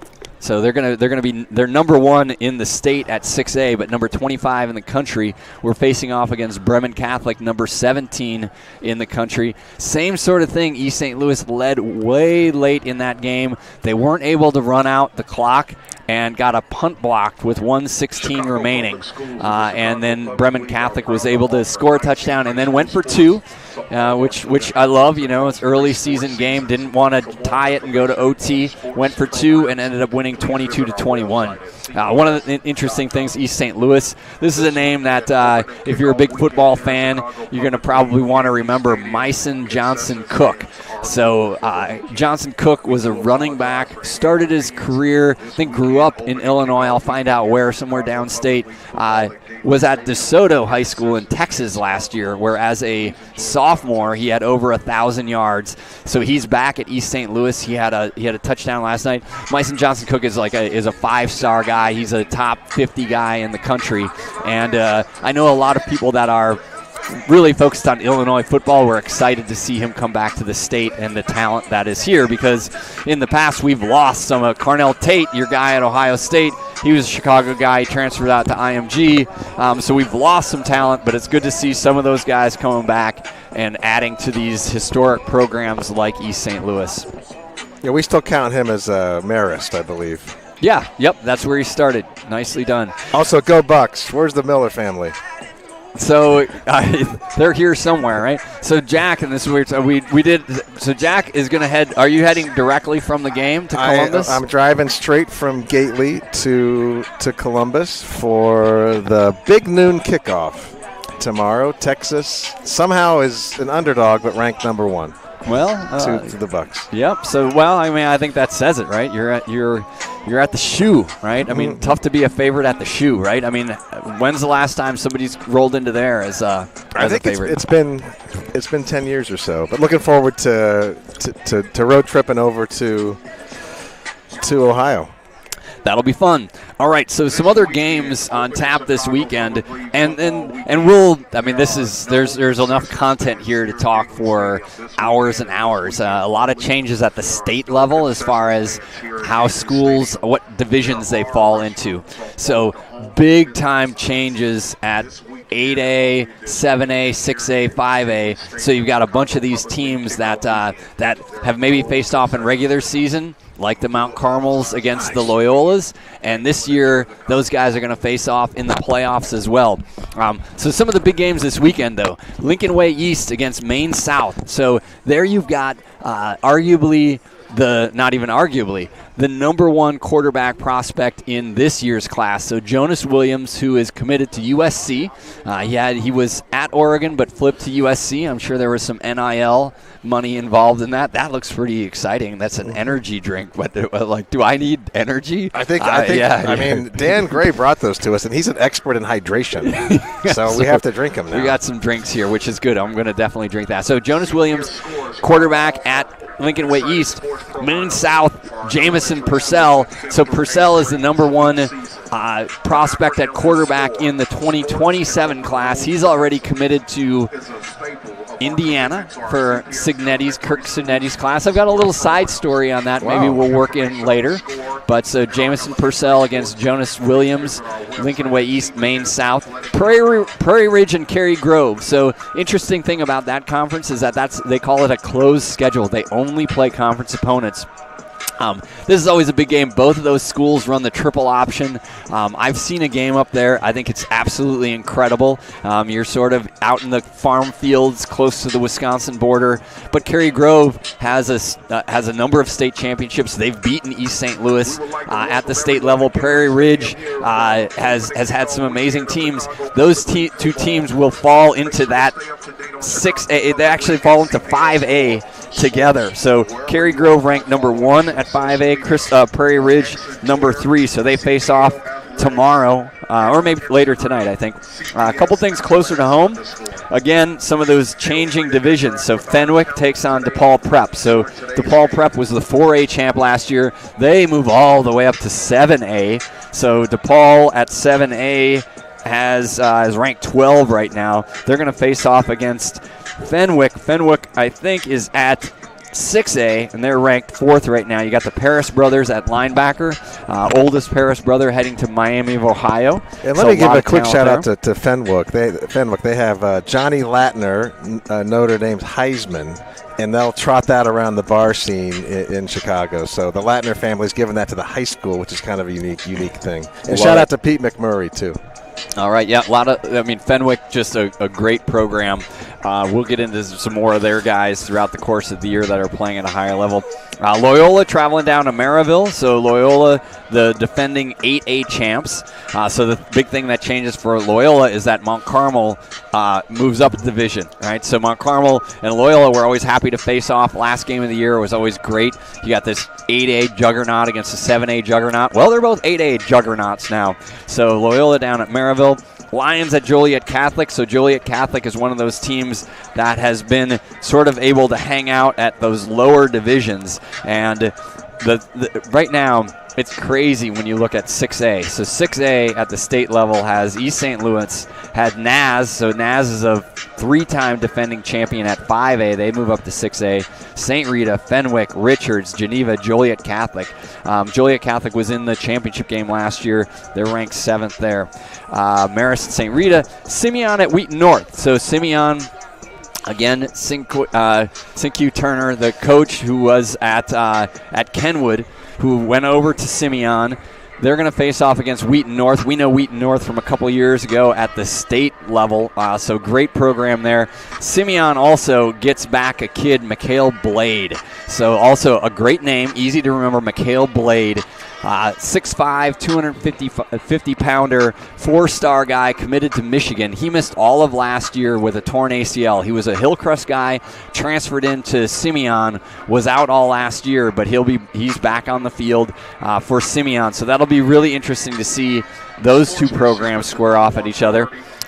Morgan Park at Downers Grove North. So Morgan Park we were undefeated, Whitney Young undefeated, and Morgan Park undefeated as well in the Chicago Public League. We didn't face them, and then Morgan Park advanced to the quarterfinals at 5A, so they didn't come back into the city playoffs.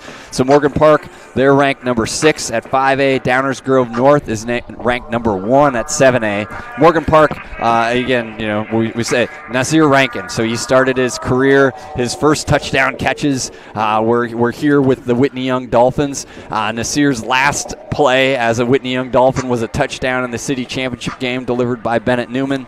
Nasir went on, transferred over to Morgan Park. He's a top 100 recruit nationally, committed to go to Illinois on both a football and a basketball scholarship right now. So Nasir, one of those two-sport guys, he's gonna be looking really good.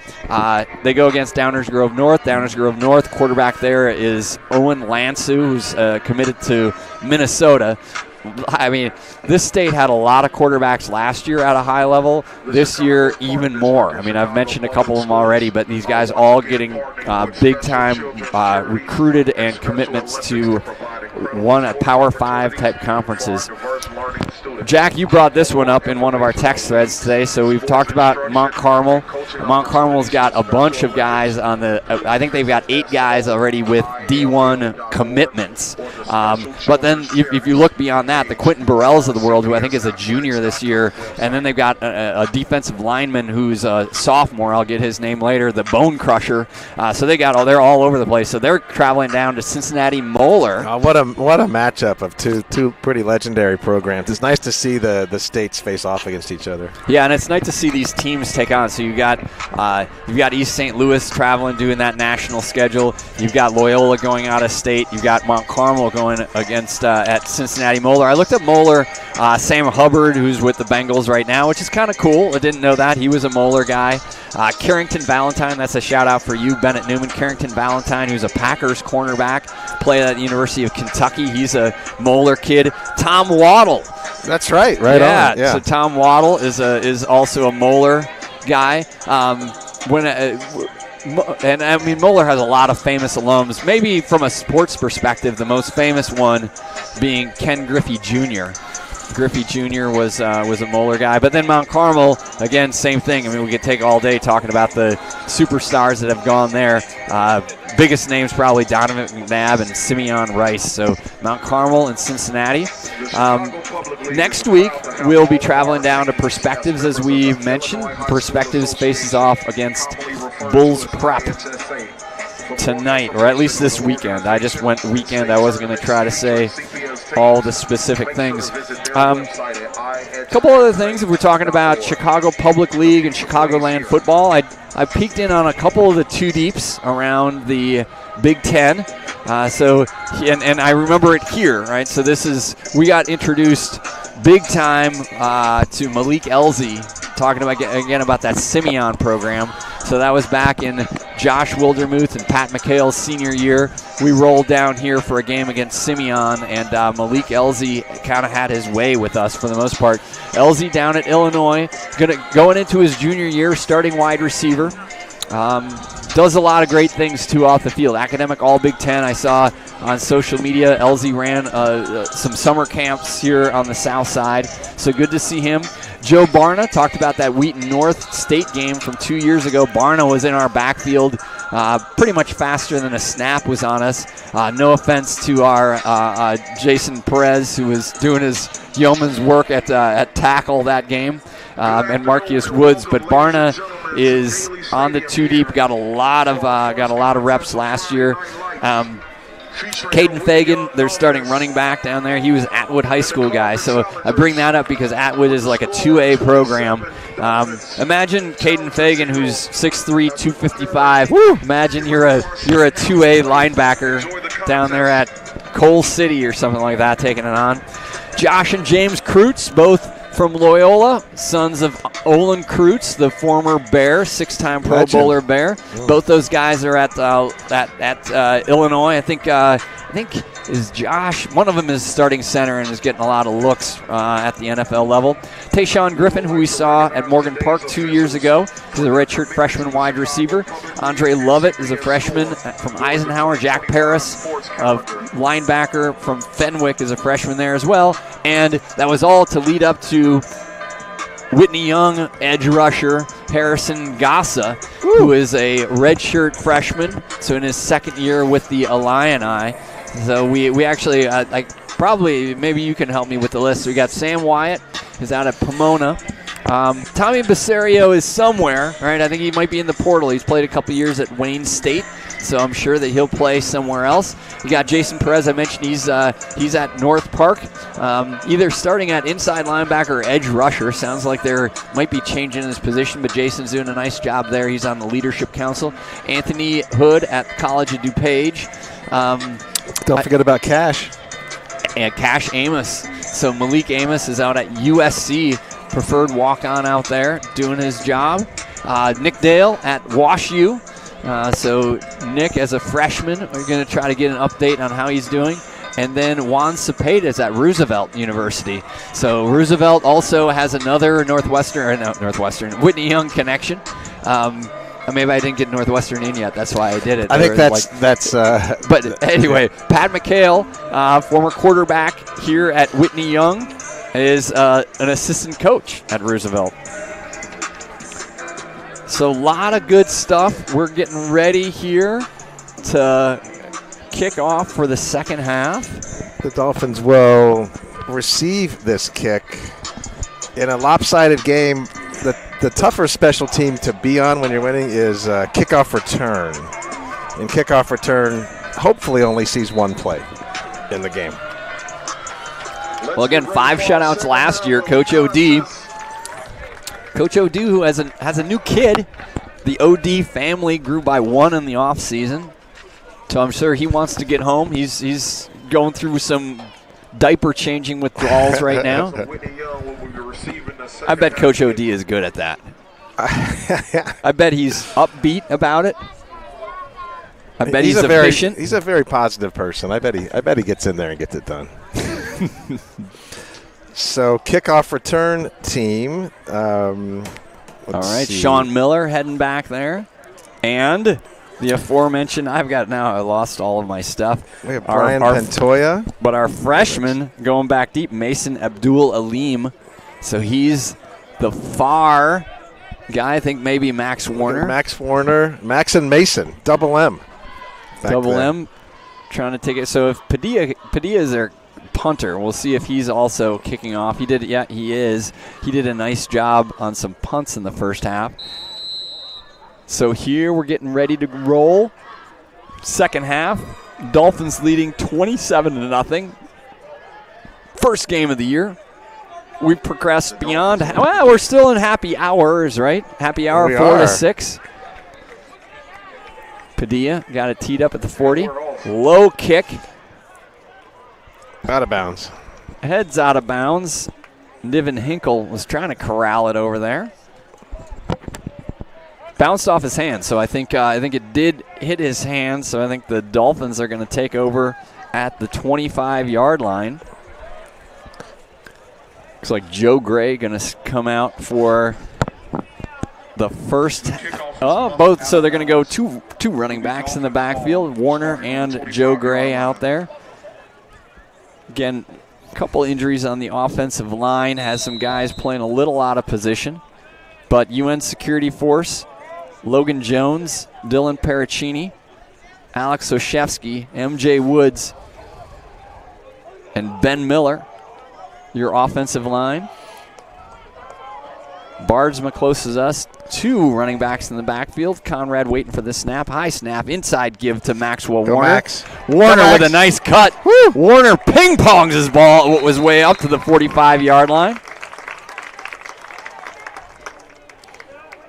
So nice job. Great vision. The run by number 1 Maxwell is good for Dolphins first down. Well, we have our team. The PA announcer has the current numbers. He's just calling him Maxwell, though. We're on a first-name basis here at Gately.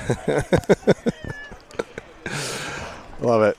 It'll be a 20-yard gain. Sheldon Williams, receiver closest to us. Barsma to the top. Josiah Purnell in at tight end. Purnell organizing himself on the right-hand side. 2 backs with Conrad in the middle.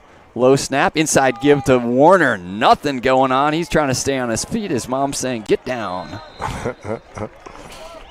So good tackle there by that Carver. I got to get my stuff all squared away here. That's Ethan Knight in on the tackle. Knight playing both ways. Hamilton playing both ways. Not a whole lot of depth on this Carver team. But they've looked good. I mean, on the scoreboard, I mean, they again deep drive on their second time they touched the ball. Conrad waiting for the snap. Gray to his right, Warner to his left. Low snap, and Conrad gets back on top of it. So that won't be good for Von Conrad's stats. A little bit of frustration there. Marquise Woods playing out of position at center tonight.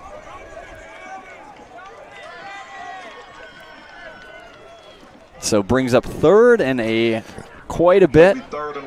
Third, Dolphins need to get across the Carver 45-yard line. So ball at the 42. 3 wide to the top. Conrad looking that way. Conrad buying some time, rolls to his left. Not a lot going, but trying to get it to Barsma. But that was 15, who's made a bunch of plays tonight. I keep saying it's Dayton Thompson or Corey Taylor, one or the other of those guys. We're going to go with Dayton Thompson. 5'9", 165-pound junior defensive back from Libby Elementary. Made a nice play on that ball. And Dolphins going to punt for the first time today. So Dolphin punt team looks like Sean Miller waiting for the snap. Good snap. Ball is kicked away. Line drive. Nice going to get over the top of the Carver Get there, Jacob. receiver. Break down. Jacob Wildermuth is a heat-seeking missile. Made the misdirect. Still at it. But the Carver receiver still on his feet. Nice tackle on the backside. That was Sean Miller who eventually came down. Sean Miller, an All-American ninja, was waiting for that action. But good job by Wildermuth to start with. Then a lot of pursuit by the Dolphins. There was a flag down on the play. Flag behind the play. I didn't see what the signal was. So, personal foul. Something that we can't see from this side on the Dolphins. So we are the visiting team, so we're referee giving his signal to the home side and the press box on that side. So I could see that it was a personal foul. Quite a few of those, more than I think Coach Finger has an appetite for. So that's going to give Carver. I didn't see it. Maybe a face mask. Yeah, I wasn't sure. I didn't see what the signal was, other than it was a personal foul. So Carver going to start at the Whitney Young, or at the Carver 40-yard line. Williams, the quarterback. Nice play, Jacob Wildermuth. Wildermuth takes care of business. Wildermuth doing a nice job. Got a little help at the end by Scottmere, but that was all Wildermuth from that outside linebacker position. The carry by number 3 of the Challengers is met by a host of Dolphins. It'll be a tackle for a loss on the play. So loss of, I think that we need to cue the PA announcer on. It's a pod of Dolphins. Yeah, he's I mean, it's sort of funny that he just popped in there. It's a host of owls. I used to know those. I don't know those anymore. So second and long. It's a murder of crows. That it is. Quarterback Williams is under center. Second and long here for the Challengers. 3 running backs. We've seen a lot of action for Hamilton and Knight so far in this game. There's the inside give, and Scottmere with the tackle. That was Knight on the carry. I think we had Agent Zero in there as well, Barry.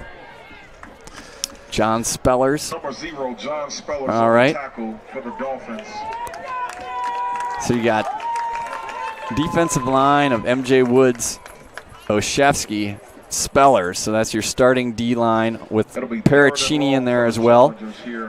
Logan Lopez, Jacob Wildermuth, Scott Meir, Joseph Gray, Max Warner, Big Play Bardsma, and Bennett DuRoss hanging out at the 45-yard line. Back to pass. Swarmed under. Pod of Dolphins. MJ Woods, Scott Meir, Oshevsky all in on the sack. So it looks like they've got, that was a sack of Vernell Williams. They were there immediately. So that brings up a 4th and forever. Ball at the 25. I can even do this math. Ball at 25. They need to get to about the 49, so call that 26 yards. Dolphins keeping the defense on the field, but DuRoss gave Padilla a few extra steps. He's going to do it again. DuRoss getting back in that punt receiver position at the 40-yard line. Padilla, again, they don't go very deep on their snap. Padilla almost ends up right at the line of scrimmage. MJ Woods almost got a piece of that, but that ball is rolling. The ref's thinking about rolling all the way down inside the 30-yard line. Going to be down at the 28-yard line. Is there a flag on the play? There is no flag, thankfully. Okay, so Padilla, I think, is down. I don't know what the normal depth is, but they are 5 yards shorter than what the normal depth is. I think we got our first cramp. There we go. And I mean, kudos to this Carver team, because everybody is playing for the most part, both on offense and defense and special teams. I think their total roster that they sent to us was around 25, but I don't even think they have 25 guys dressed. So kudos to them. Coach Ward, again, we talked about him being the longest tenured Chicago Public League coach. They've been to the state playoffs 6 times during his tenure and 3 of the last 6 years. So a good program here.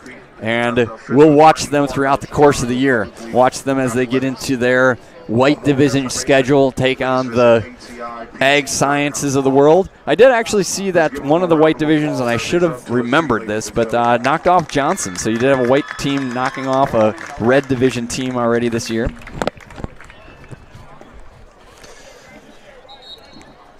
No, the Challengers are putting up a game effort with the to your point, Barry, a game that a day it turned out to be too hot. It's too hot, Barry. It's too hot. It's too hot.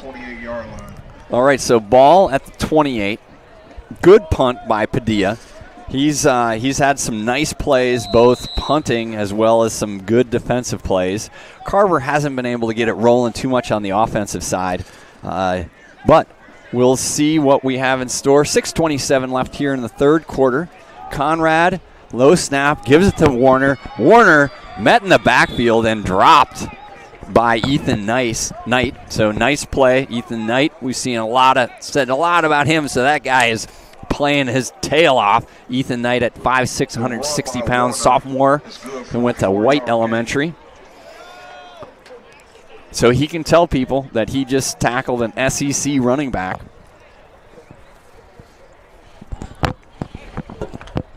Yeah, Max looks good in the first game here. So pickup of about, call it 3.5, maybe 4. Scott Meir in motion, 2 to the top, 2 to the bottom. Good snap. Conrad, nice throw to Scott Meir. Scott Meir gets down with a first down. So nice little pitch and catch there. I called it a first down, but I was wrong. Close, the maybe eye a yard in the short. sky, the ChatGPT down marker said that we did not actually have a first down. So we'll see. First sort of short yardage play for the Dolphins. See if we want to get under center and do anything. Conrad has only had 1 carry. I think that maybe want to just bubble wrap him right now. Conrad, hand off to Maxwell Warner. He's got the first down and more. and cuts it back into Carver territory, out to the 40-yard line. So again, I mean, I think that what you're seeing in the development of Max Warner is just that vision. He's gonna tap out. Joseph Gray, football player, checks in. Out to the 41-yard line into Whitney Young Dolphin territory. Again here, halfway through the third quarter, 4:29 left. All the scoring in the first half.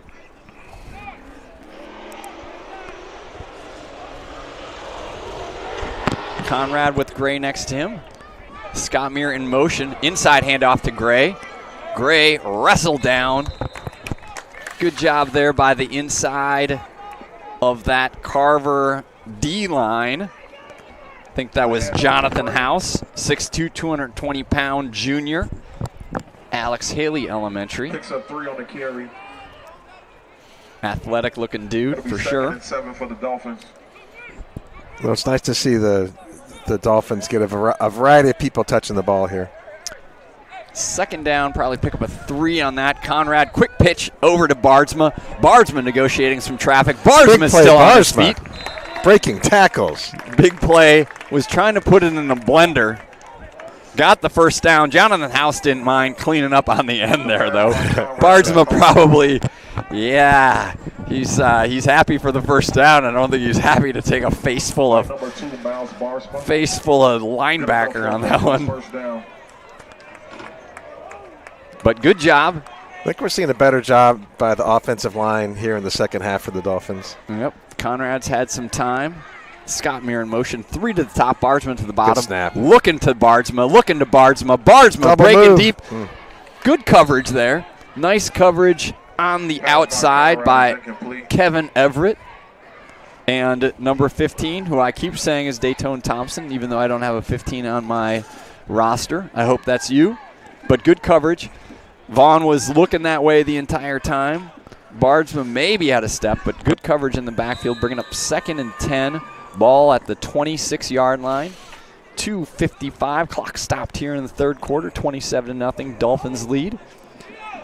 Williams, who has a touchdown catch to the top along with Scott Muir. DuRoss in motion. Bardsma to the bottom. Conrad going to take that himself. Pickup of a couple. Good tackle by Malik Jackson. Quarterback keeper by Conrad is good for Called out Jackson's name before. He of Jesse Owens Elementary School, 6'2", 200-pound junior, Malik Jackson. So Conrad hasn't been able to get it going on the ground, but he's done what he's needed to do through the air. He's got the touchdown pass to Sheldon Williams and also the really nice end of half pass to Bennett DuRoss. 3rd down and 8.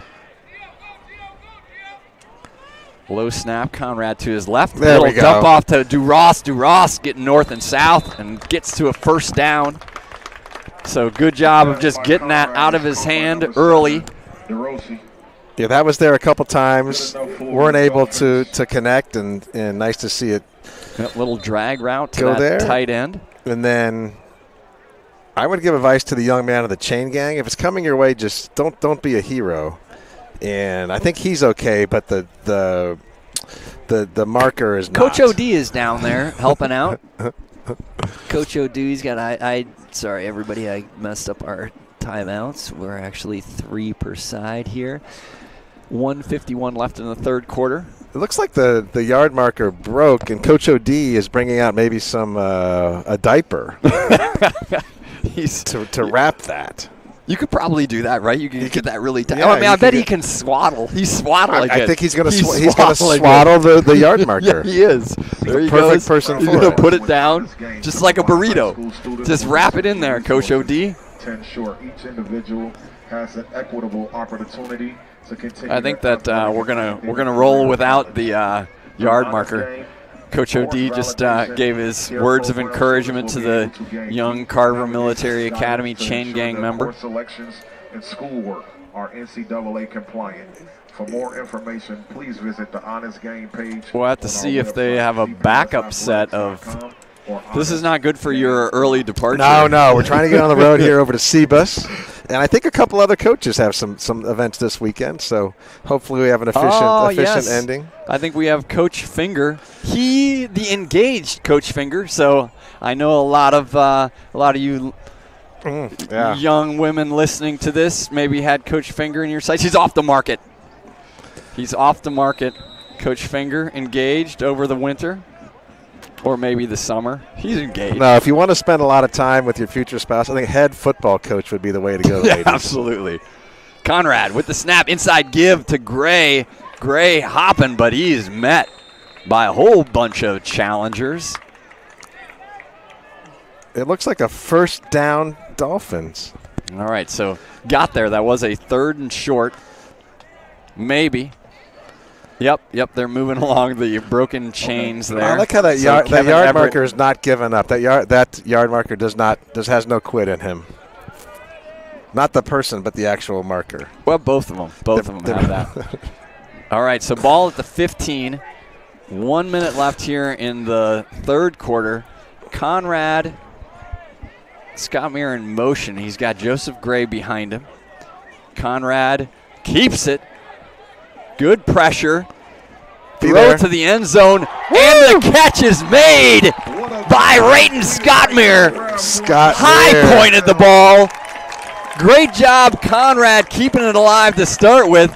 And Rayton Scottmere went up and got it. The pass is caught by number 11, Rayton Scott. Great job by the Dolphins. Ben Miller was doing all he could out there to maintain his block. No, I think the experience at the skill position is really showing. 3 seniors making 3 great receptions this game, Barry. All right, snap. Kick by Dr. Miller is good. So let's put, oh man.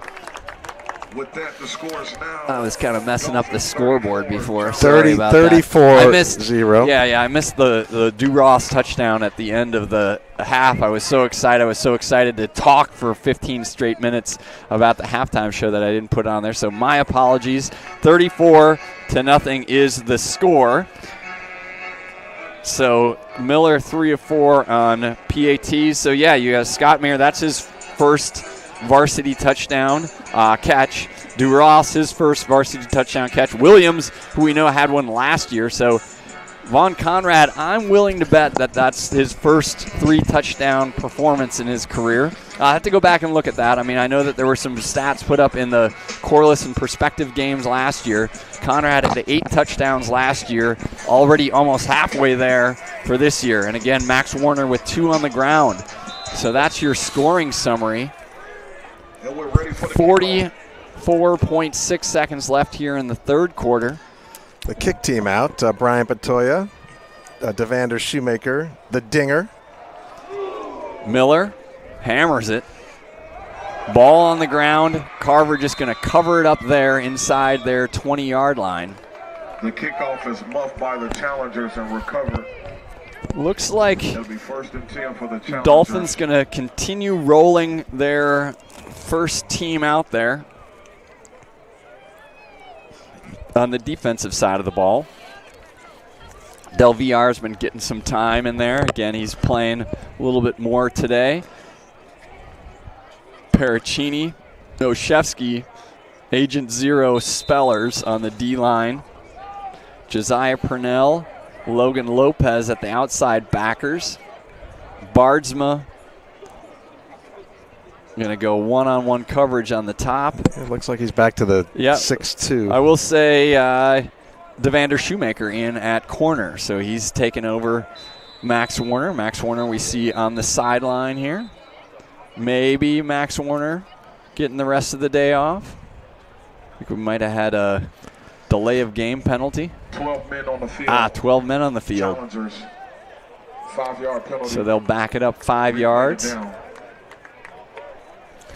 I will say it's a little tough. I'm trying to do my best here. The Challengers really bunch it up in the backfield, and it's kind of tough to see, which is by design on their part. But they still have Williams in at quarterback. 3 backs behind him. Inside give.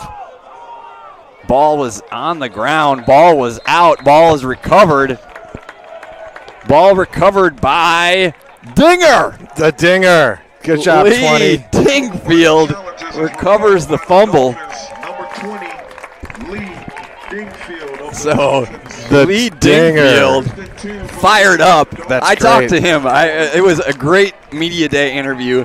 I said to Lee, I remember him at Hope, 7-on-7, his freshman year, and that kid was like 5'2", 105 pounds. He was not 100. maybe with the cleats on, and just not looking like he wanted to be there, right? Just like, I guess so. And then he made some plays last year, and I remember looking at my score sheet. Was like, who is making that play? And it all fired up. And I'm like, Lee Dingfield. And then I said I saw him in the weight room the next week, and he's a man.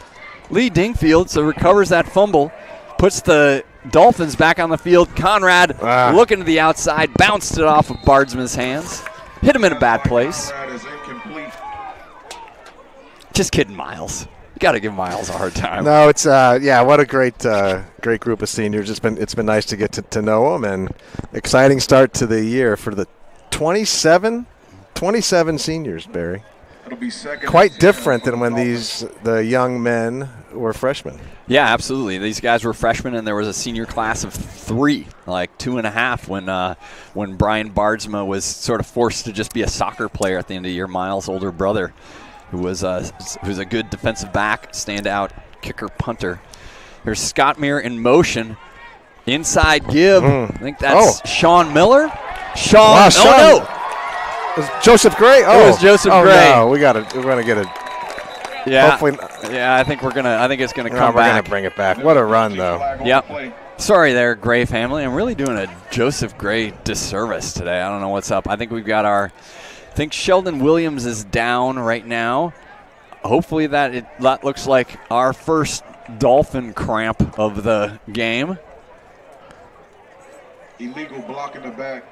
So block in the back, so that's going to bring it back. Nice job by Gray, just keeping his feet. Again, Joseph Gray just hitting those holes up front, getting north and south.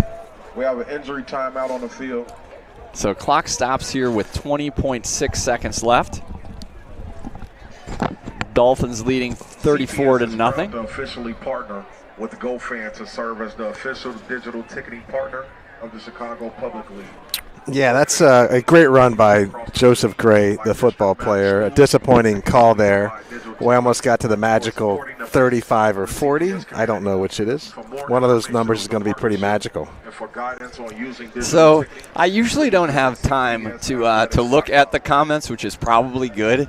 But we did get a comment.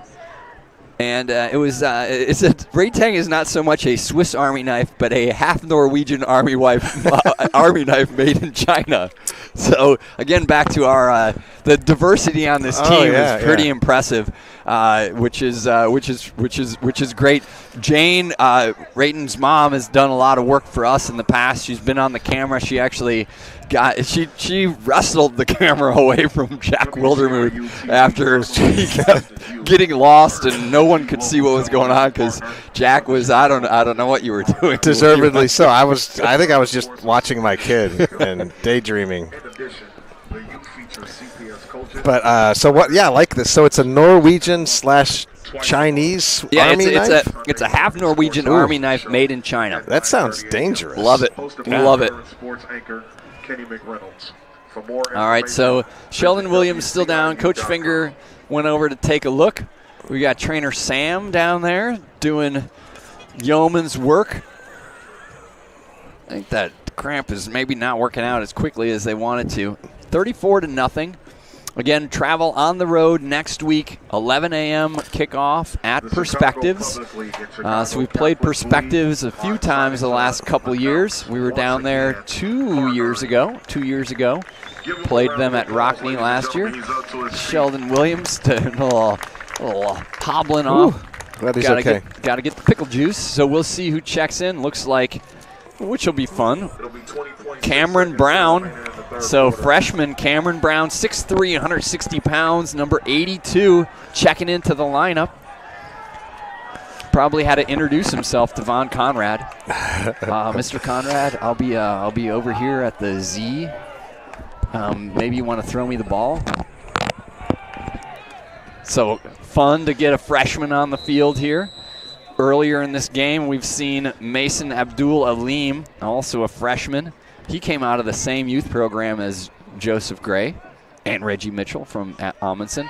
Quick pass over to Barsma. Barsma, nice block on the outside. Barsma puts his foot down to the end zone, waiting for a signal. And they're going to say he's down on the 1-yard line. Of course. So I don't know who got out there. There was a great block on the outside. That'll be good enough for a Dolphins first down. So gives the Dolphins a first down to the 1. So again, we've seen the velo from VK5, Von Conrad, getting it out there to Barsma. Barsma put a foot down and made some moves, almost got in the end zone.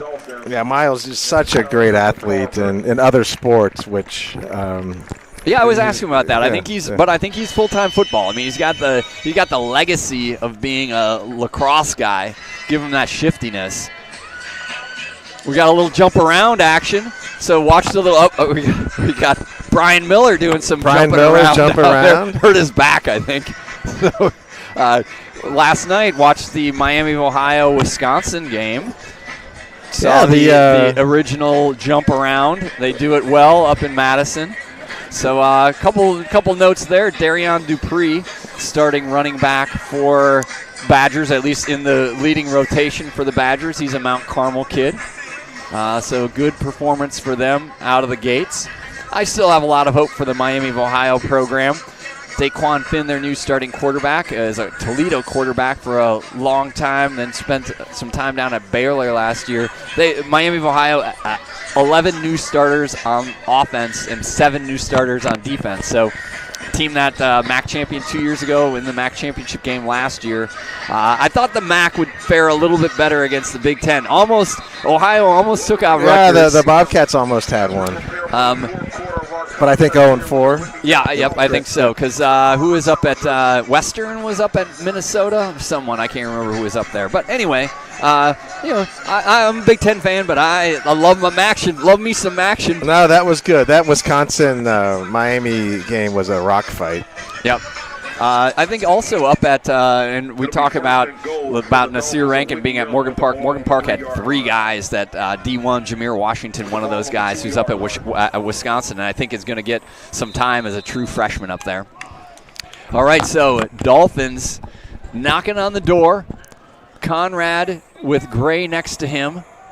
Conrad snap rolls back to him, so Joseph Gray, football still player, gets in, spins it into the end zone for a touchdown. So Gray on the board. And that takes us to a running clock 40 as well. For the Dolphins. 40-0. Joseph Gray. Joseph Gray is completed for a touchdown. So again, we're some of the little things that this team is going to have to work out. Again, if you get Efren Solano back in at that center position, you might see snaps a little bit more precise.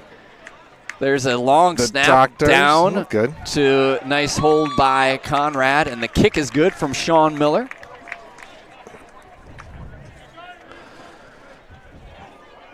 So Miller 5 of 6 on PATs.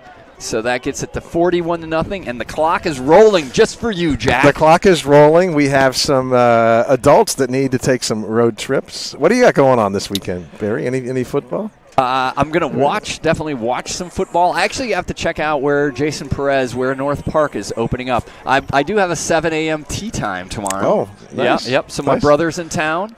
Collecting his daughter, Anna Newman. Give you a shout out, Anna Newman. She spent her summer out at Argonne National Labs. Anna is going to be a senior at DU at Denver, where she is the executive editor of the newspaper out there, working out at Argonne. She had a visit from Chris Wright, the energy secretary, was out checking out. Top notch. Absolutely. But my brother and a couple of my friends are going to be teeing off at the high quality Billy Caldwell Park District course. Forest Preserve course, I think, actually. So Miller's got it teed up at the 40. We got the sun finally behind the clouds. Oh, my retinas are normalizing. Pupils are normalizing. Carver with some blockers out there, pushing it out to the 30-yard line. That was probably either Knight or Hamilton. Jacob Wildermuth, another nice play on Wildermuth is piling up the special teams tackles today. All right, so now let's do some work. Jack, you look at the roster. I'm going to call out some numbers to make sure that we know. So Miller is out there. Who's number 44? 44. It's Tim Edwards. We have Tim Edwards, the long snapper. So we've seen a little bit of him. Pantoja is out there. 27. Ryan Jones, maybe. We'll see if that's a 27, and I'm looking at that correctly. I think correct, Devander Ryan Shoemaker. Jones. Now they all piled up together. Come on, guys. How am I going to see who you are if you are all huddled together talking to Coach O.D.? Coach O.D., this is about me, not about you. 57. 57 is Emiliano Bracco, so he's a senior. Talked to him at Media Day. Good to see him out there. Nice. We have Sean Miller in on defense. So Miller's going to get some linebacking time this year. 64. 64 is Aiden Fusey.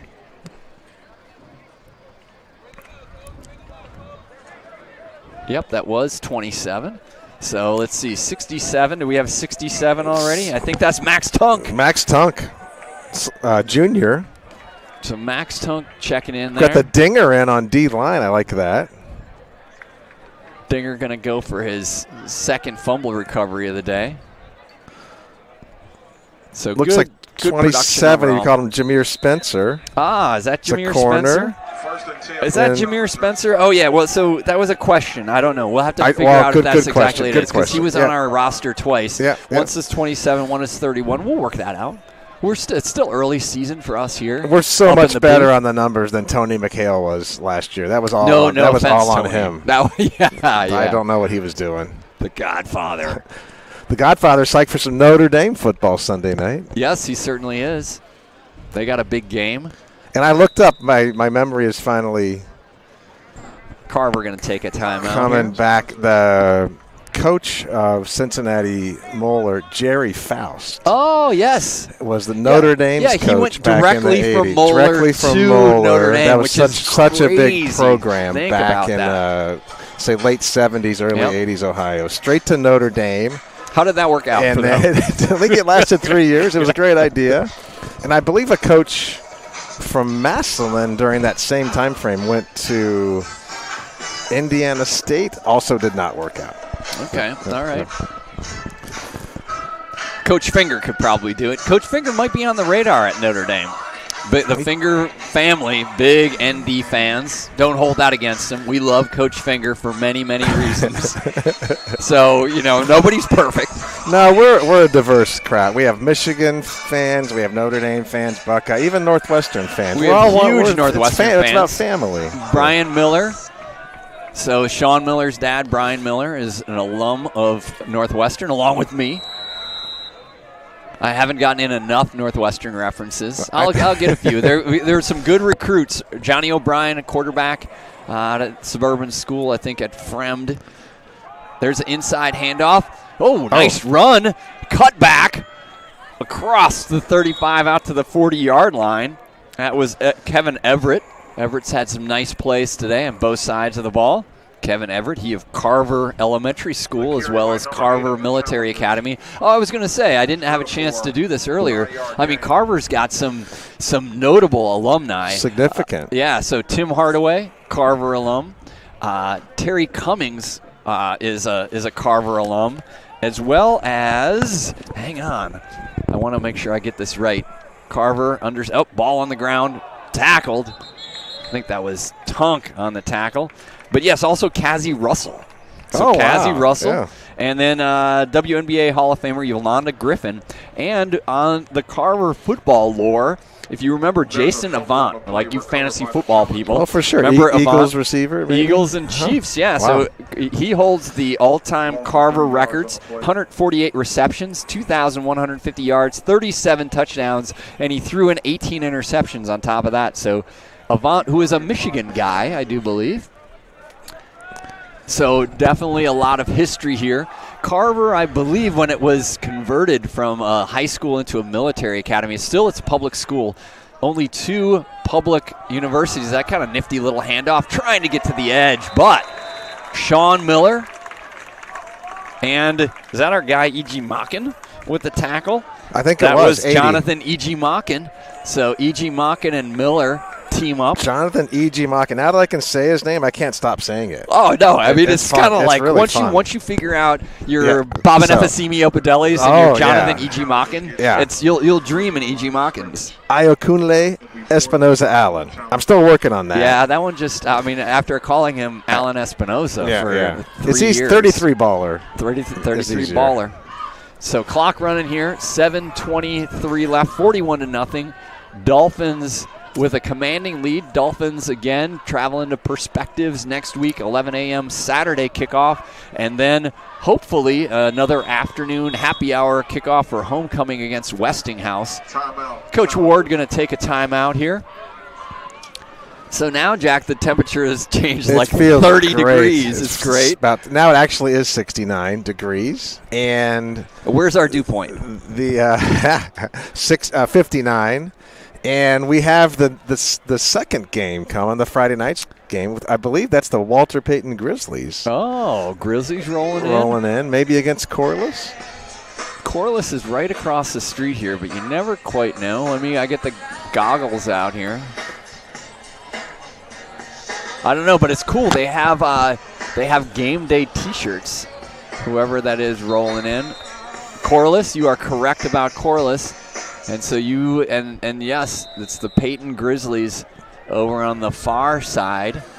Payton, still, we can't get them on a schedule, right? Yeah, Still don't have them on the schedule this year. We have that legendary spring football game. Inside handoff. 2021. Ball is out, the dinger calls the fumble, and now picks it up. The dinger. Bringing it. Yeah, baby. So it was a nice job, Everett. Everett was trying to get to the edge. Was that Brian Dinger Pantoja met with him the there, fumble and recovery? then I think Pantoja with the recovery. Which I think is 2 on the day for him. Good job, Dolphin Dinger. The dinger. Lee Dingfield with the hit. All right, so let's see if we can do the same thing on offense here. Dolphins second team. And get some names in. So again, we had Cameron Brown, the freshman, checking in, burning his red shirt year, which I'm just kidding. There is no such thing. Ben Miller going all the way on the offensive line. Ben Miller, number 56 and number 36 of the ACT. Perfect ACT for Ben Miller. We got 13 coming in as our quarterback. All right. Aiden Zhang. Aiden Zhang, number 2 QB. That's got the whole sideline kind of fired up. Looks like the Dolphins are going to need to take a timeout, perhaps. Clock is running, but I think I think they took a penalty is what they did. Aiden Zhang now needs to run back over. I think Coach Eddie could have just said, hey, just run that play. Same play on 2. Go. Aiden Zhang. So fun to see him. 5'9", 143-pound sophomore. Won the job, tightly contested job. Coaches talked a lot about him. He just worked for it. So worked for it. 88, Arlen Cooper in. Zhang, handoff to Miller. Miller picking his way up the middle, gets out to the 30-yard line. Tim Edwards working that tight end 27, Ryan Jones getting some action. 23, Sean Miller gets back to the line of scrimmage. So Aiden Zhang, one of the things that Coach Eddie talked about, nice to have a couple sophomore quarterbacks. And nobody really in that junior class right now, but trying to get Aiden, I'm sure we'll get a lot of time on JV, get his feet under him there. But nice to be able to get him some reps right now. Edwards in motion. Handoff to Miller. Miller working to get to the corner. Nice block, but I think it's going to draw, Del Villar pancaked, and I think the official wasn't real happy about the pancake on it and threw some laundry on the field. Holding on the offense. I think it was just thrown out of spite. I think it was. I didn't see a hold there.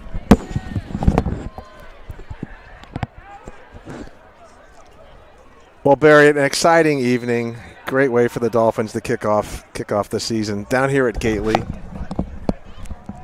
Yeah, it's fun. I think we've got another game here later. Again, I don't have the schedule memorized. I got it on me. Maybe I'll reference it a little bit later. Zhang waiting for the snap. Zhang to pass it. Gets batted down in the backfield. So nice play there by Padilla, Alejandro Padilla, the junior DN from Sedlowski Elementary here for Carver. So Aiden Zhang trying to get that first varsity completion. Wasn't able to flip it out there, but we've seen a lot of good activity today for the Dolphins. We'll do a recap here in 3 minutes and 13 seconds. But good start to the year for the Dolphins. But again, Carver, there's a difference. It's like they're going to play really, really competitive at the white division in Southwest. So we'll keep watching Coach Ward's team as they progress through the season. There's Edwards getting tight. There's the handoff to Miller. Miller with some room up the middle. He's rumbling. Still on his feet. Sean. Miller to the outside, to the 20, trying to get to the corner, to the 10. Inside the 5-yard line where he's tackled by Kevin Everett. Really nice job by Sean Miller.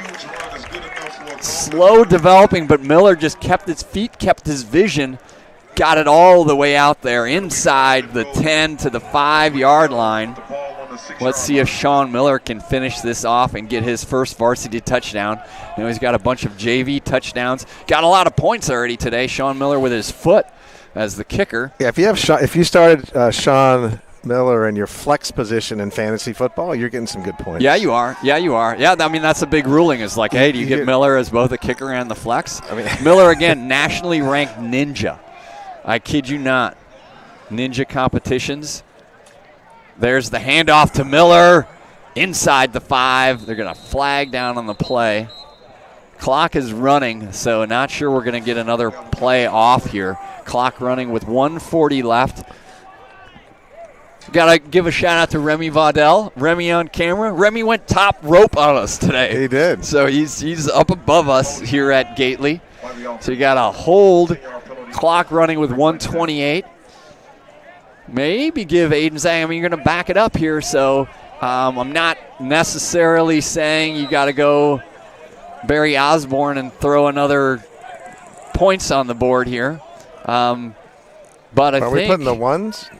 Well, Scott Muir is coming out, and DuRoss is coming out, and out being in.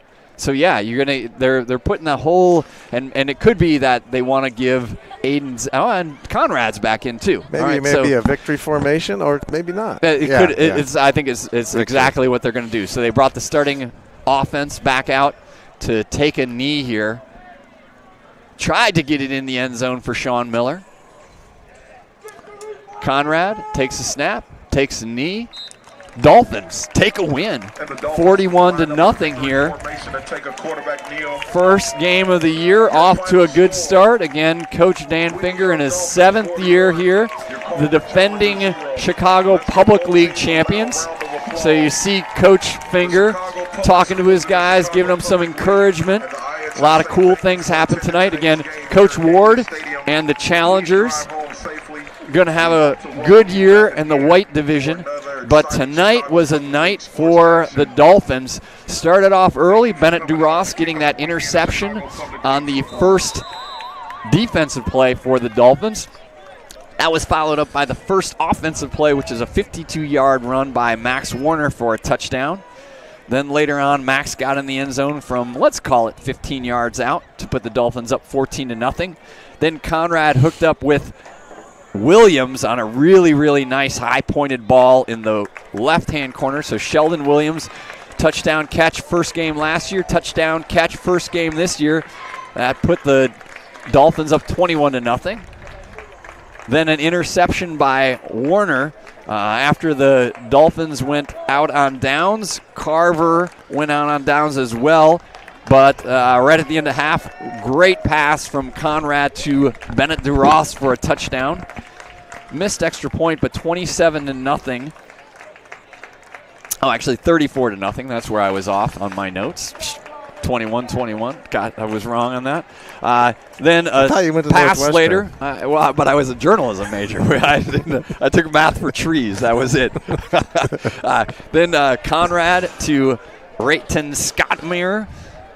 And then finally capped off with a Joe Gray touchdown run. So, Dolphins 41-0. First game of the year. Again, traveling down to Perspectives next week.